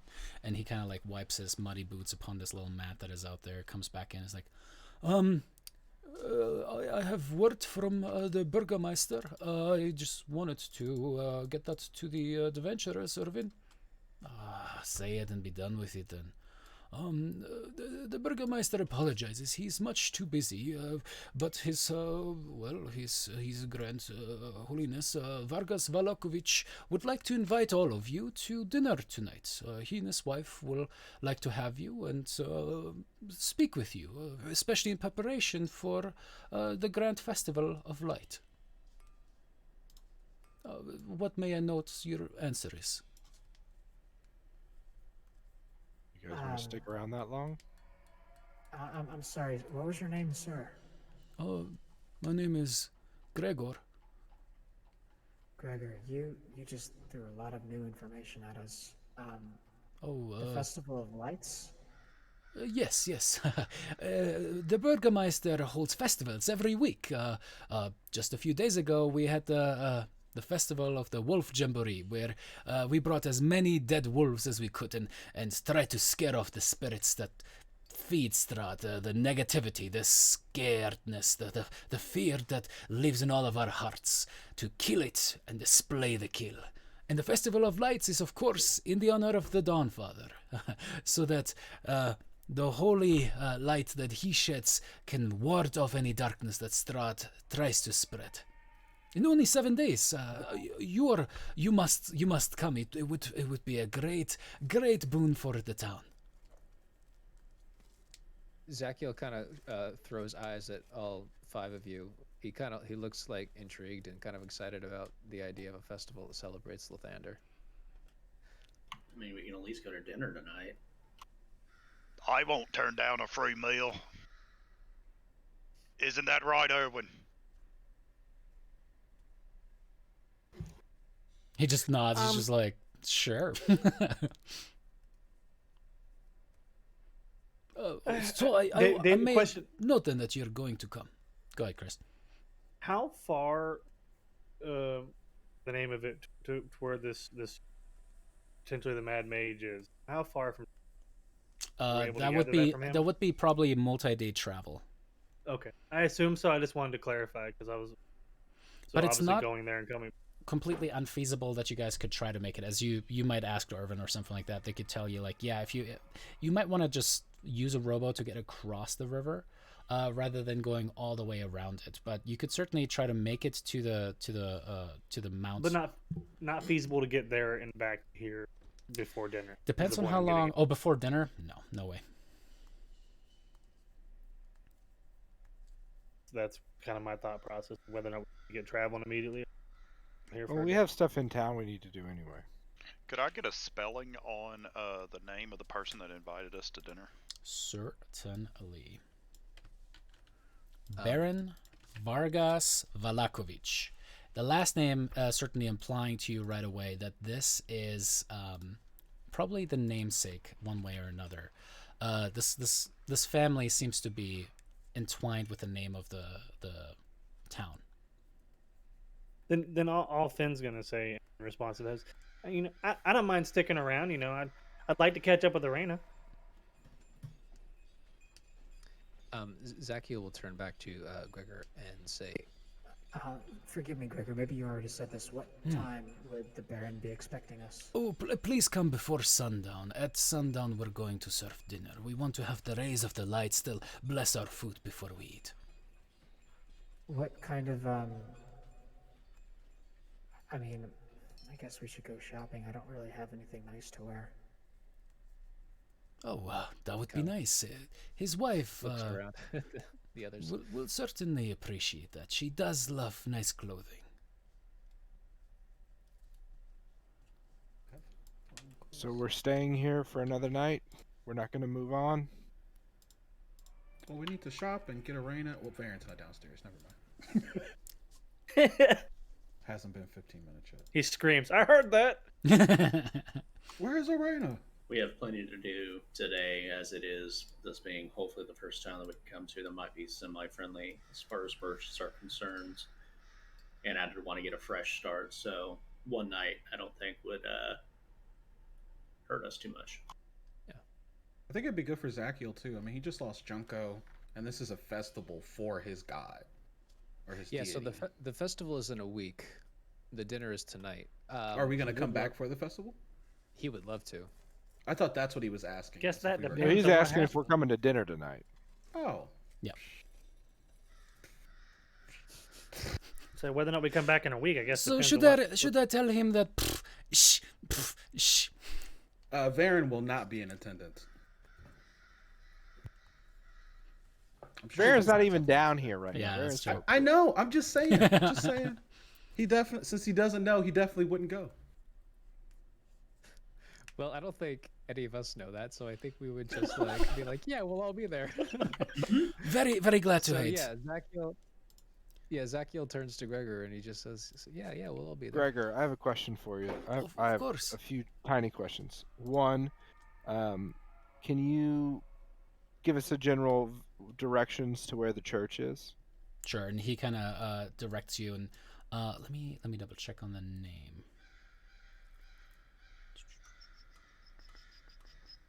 Where are you, Saint? Where is it? I just had it.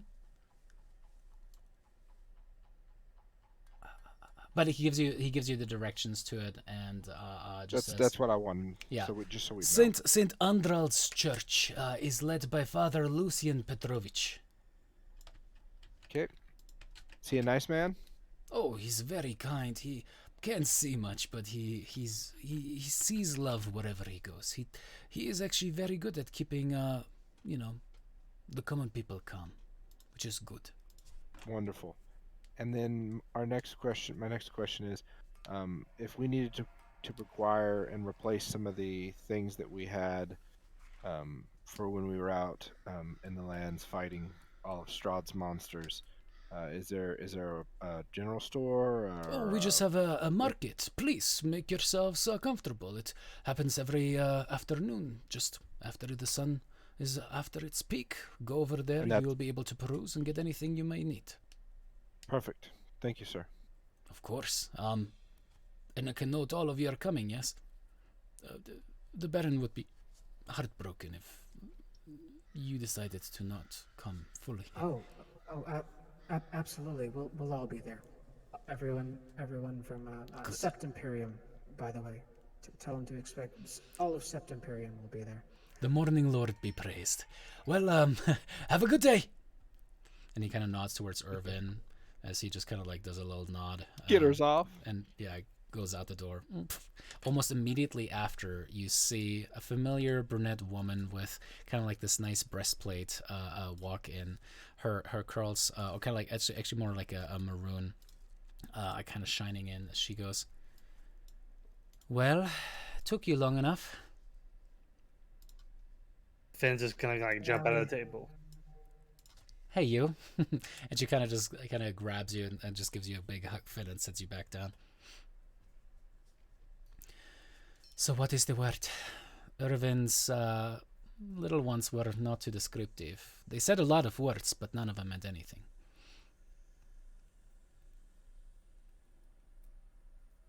Looks like you didn't get much sleep last night, Finn. I don't get sleep any night. Okay, now that was a joke, but Dunan, are you okay?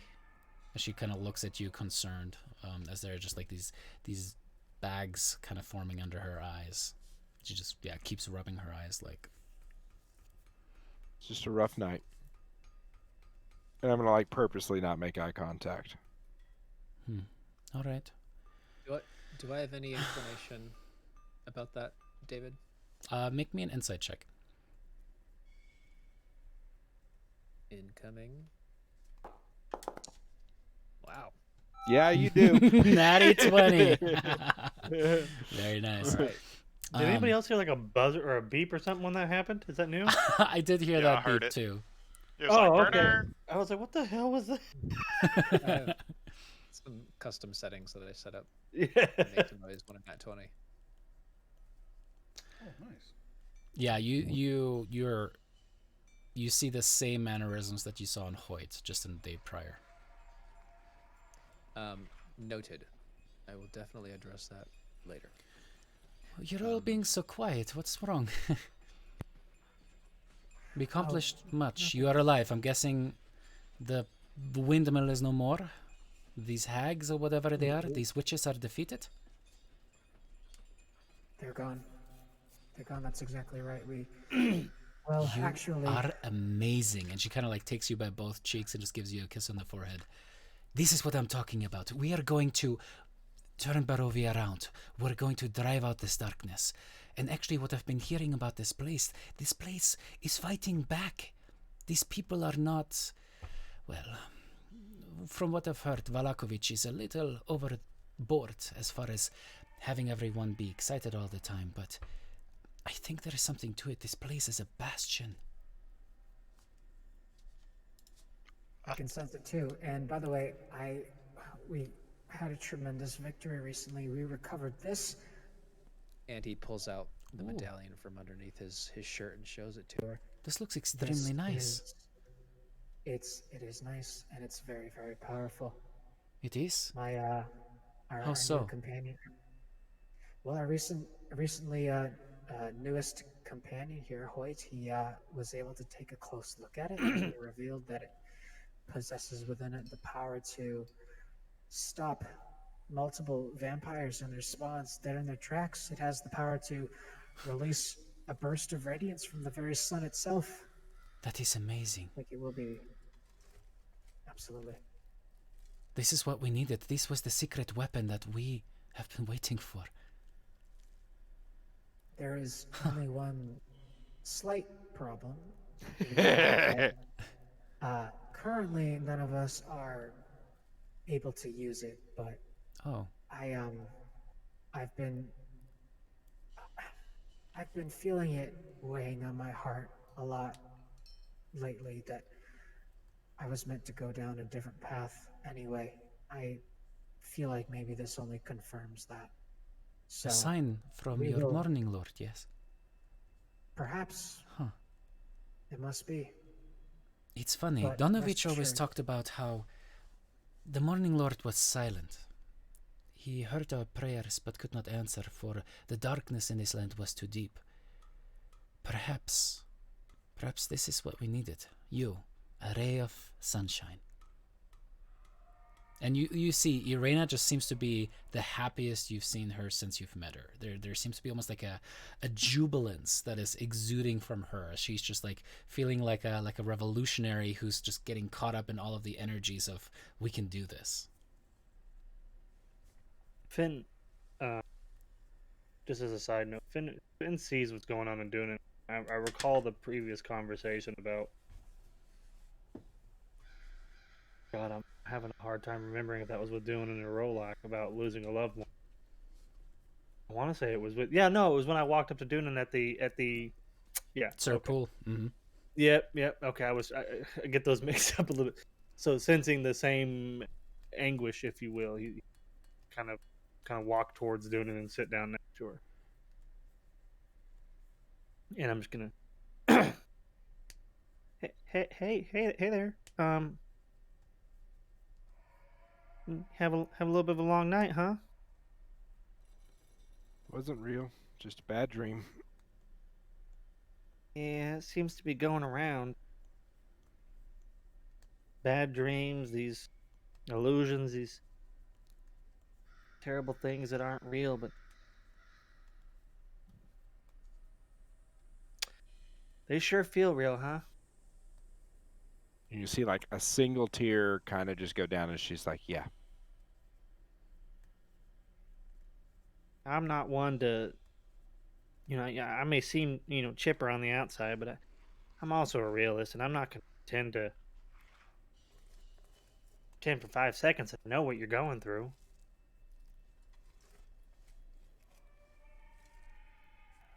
I kind of pause. Losing losing a loved one is a hard thing, and lose is a strong word. It's sometimes I lose my shoes and I don't know where they went. I find them, and that's the way I would look at it. Like this is a lost shoe, and you'll find the shoe, and then that'll be it. And we're gonna help you find that shoe. Finn, I like you. So I'm going to ask you to stop while you're ahead, because if you compare my child to a shoe again, I'm going to put my sword through your skull. And I say that with love, because I know you're trying to do the Well, right of thing. course I know your child's not a shoe. But you literally made that reference, my young friend.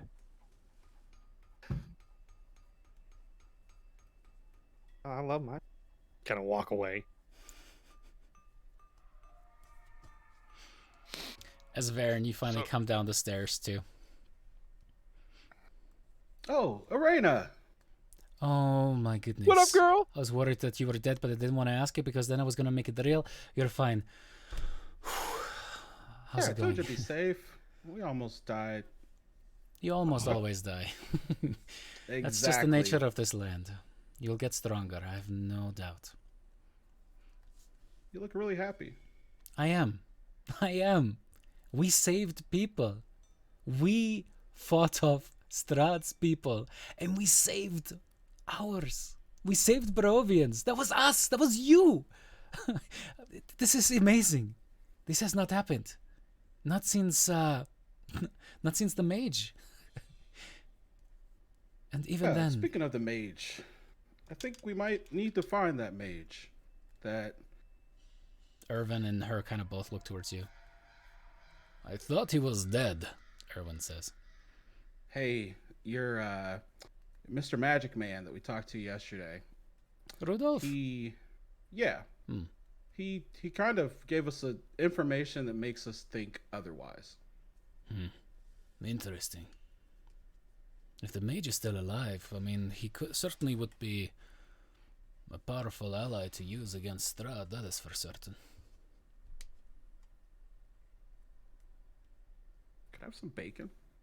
Of course, my friend, please, I set this out for all of you. Just a little hungry, I just got downstairs. Just a mountain hike away, going up Mount Baratok. Oh, Mount Baratok. I mean, I know Finn already asked me about the track there. It's going to take a little bit of time. But if you climb up there, just be careful. Many things lurk in those caves. And you speak of many things. He told us with the amulet that we received that Strahd would throw everything he had in the bucket at us. Besides werewolves, wolves, armored vampires.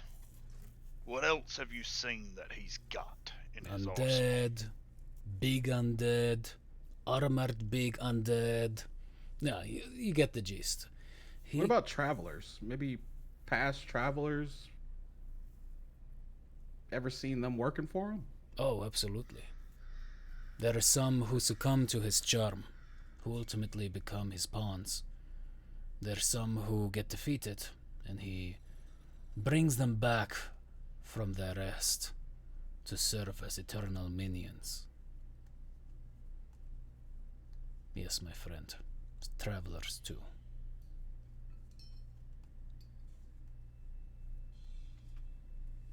I guess we gotta kill those guys, too.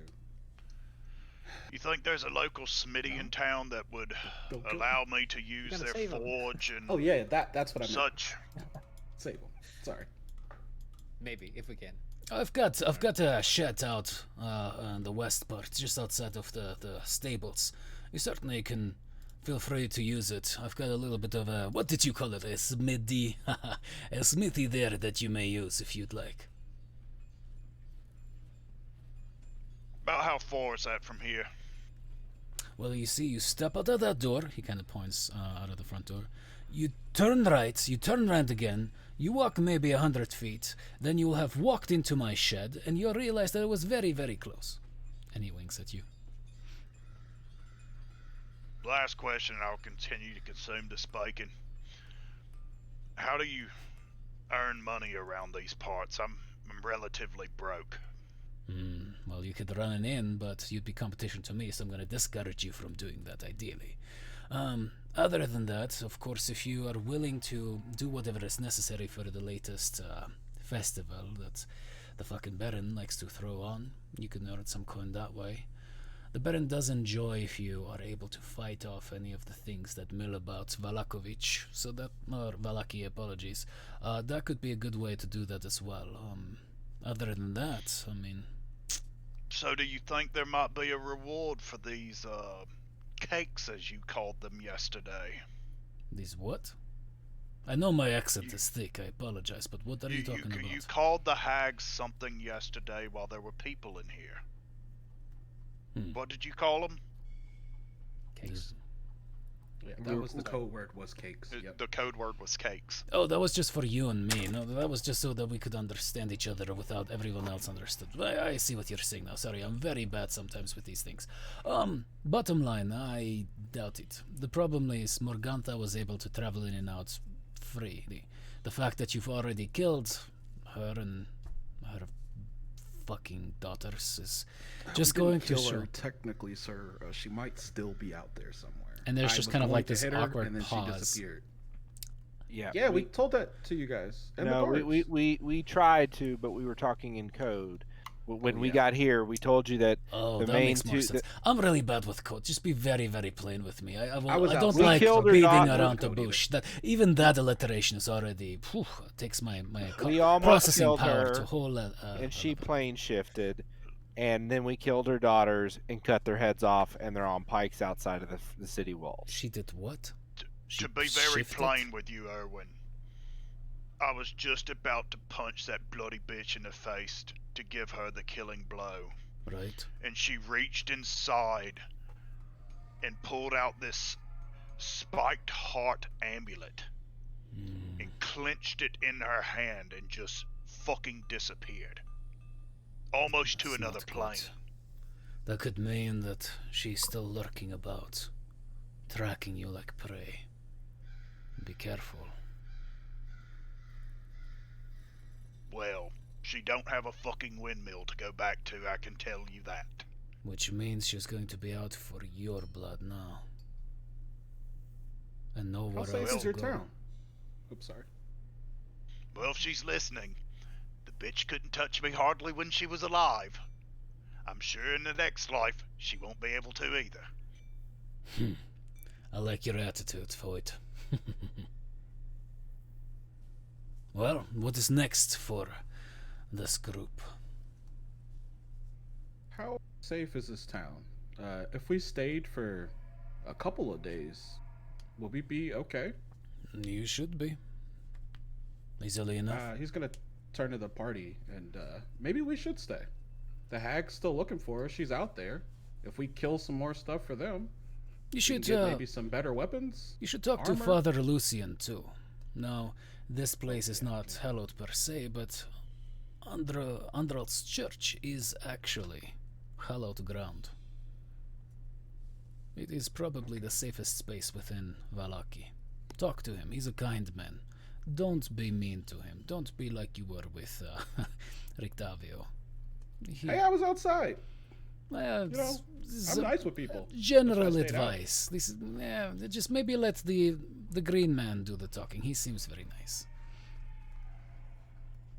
Before we commit to staying, we've got some very pressing issues. Let's go to the church, check out the market, and then we can make our decisions. Alrighty. Irina just goes, alright, the rest of the villagers I have been able to negotiate with Valakovich about potentially staying here long term. A couple of them were from here originally and obviously can stay here. They were willing to take a couple of people on, and Valakovich's wife, Lydia, I think her name is Petrovna, she said that she'd hired some of the other women on this, her staff. They are weird, very weird. You might want to be very careful how you approach it. From what Irvin has said this morning, you don't have the lightest touch. And just looking straight at you, Dunan. And then also, in fact, I'm surprised that for a preacher man, your tongue can get so sharp. As she gives you a little bit of a scolding look there, Zachiel. Yeah. I think that soft words are for soft people. Have you ever heard yourself speak? She gives you a wink.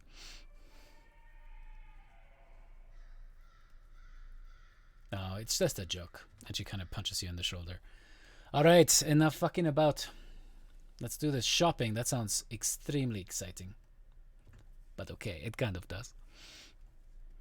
As you guys head out of the tavern, you guys walk around the building, and you do see that little bit of a shed there, Hoist. And as your heart kind of jumps like, ooh, finally a smithy again. You walk about, and part of this breaks. Fascinating.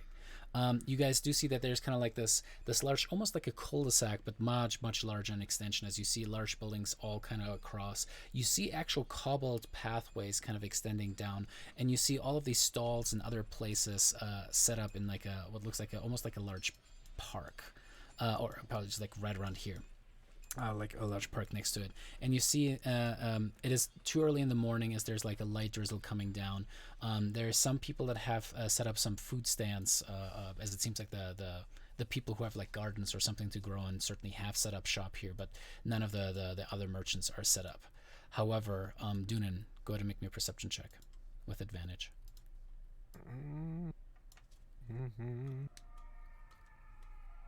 You said advantage? Mm-hmm. I know, I rarely give that to you guys, but every once in a while when I feel very, very kind. Dunan, as you kind of like rub the sleepiness from your eyes, you kind of just try to focus ahead. There's that piercing in your head as you're suffering the consequences of sleeplessness. And as you look around, you swear you see like a little cart being pushed by Morgantha as she just turns towards you and just licks her lips. As we leave that for this week's session. I don't understand anything. How did she get in this town? Is it a coincidence that as soon as he leaves, she shows up? I don't think so. Alrighty, well, everybody... There will be blood. Yeah. Everybody who was watching the stream, thank you guys so much for checking it out. We plan on doing this every Sunday. I hope that I will be 1% better than I was last week or this week for the current matter, in learning my streamer lead talk and most importantly tech capabilities. Thank you guys all for sitting through the first half hour where I was literally trying to resize things. You guys are amazing. But biggest thank you, of course, goes to the people that you guys watch on screen, excluding me. I'm having fun. All of these guys do hard work enduring me fucking with their characters, like Drake, who got fucked out of a long rest because you guys have a Spectre. But all that to say, I'm super excited to kick this off, to have this be a regular thing. If you guys come back, trying to be as engaged with the chat. If you guys want to shout out things like, hey, by the way, this is kind of the rule that the Sage Advice came up with on something. I certainly am not above getting that help. I actually embrace it. I'm excited for it. I love getting that kind of stuff. If you guys want to follow along, we'll keep the D&D characters or D&D Beyond characters a little bit more updated. So on the left side of the screen, you'll be able to hover over that, look at what the characters can do as they level through this stuff, as they have actually achieved one of the big milestones for Curse of Strahd. If you have never played Curse of Strahd, I mean, there's going to be some lore spoilers for you here, of course, but the symbol of Ravenloft is obviously very, very, very powerful. So very exciting moment for the crew. Now they just got a multi-class into one of them Holy Warriors, NBD, right? I mean, Knack, the wizard necromancer wanted to do that anyway, right? So it's fine. Yeah, makes perfect sense. Anything that you guys wanted to say before we call it off this week? Thanks for watching, guys. Yeah, thanks for having us. I had a lot of fun. I hope the rest of the players did too. I hope everybody watching had fun. Yeah, thank you, David, for doing a killer job as always. And yeah. You're doing a killer job not killing us. Hey, yeah, this was Oh, actually don't no jinx it. combat. What's weird? Like the Don't last jinx it. 5 sessions have been like we finna naked and murder afraid. hobo in the middle of the fucking town next week. Like, we're all going to jail because this bitch probably looks like a fucking 12-year-old girl, and I'm literally gonna run up and try to stab her with this silver short sword as soon as this shit starts next week. So Wait, but shouldn't we wait till after the festival? nope, That's for don't give a Amanda. fuck. I'm going straight at her. Oh, okay. No. Can we at least go? Rob the armor. Just take some weapons too. I mean, if Oh, we're we gonna don't burn even the have town Hoyt down. with us. We don't even have Hoyt with us because he's over there fucking banging the anvil. No, I'm there. I didn't stop to do that. One last shout out that I nice. wanted to do too is all the artists. You heard Michael Gelfie's soundtrack in the background, and I'm working out some ways that we can have some music and stuff like that added too. I just want to make sure that everybody's getting credit for that. I will also have the credit for all of the artists of the different portraits that you see around. Now, obviously, I altered them, enhanced them in different ways to have like altered things. I will be using David North's token set. Absolutely suggest that you guys check him out on Roll20 Marketplace or wherever you go with that stuff. For this, we actually use Foundry Virtual Tabletop. As you guys will see in the future, we do actually have a combat screen as well, just to show you guys what that will look like in the future. There is stuff that you guys can actually watch, so don't fret. There's going to be screens that you guys can watch, but especially in the beginning, especially with the first session being what it is, I wanted to make sure that you guys got to pay attention to the characters actually interacting and not just staring at my little face right here at the bottom. But of course, we'll have to work out on getting like a good outro that somehow weaves in Sept Imperium, not make it sound too much like Warhammer 40k, and certainly can't use something like Is It Sunday Yet, because Matt Mercer also already dipped that. But I love having all of you guys here, and stay safe out there for the next week. And yeah, I'm excited to see you guys next week Sunday. Have a good one. All right, I'll see you guys. See you guys. Later. Bye. Cool. That was good, guys.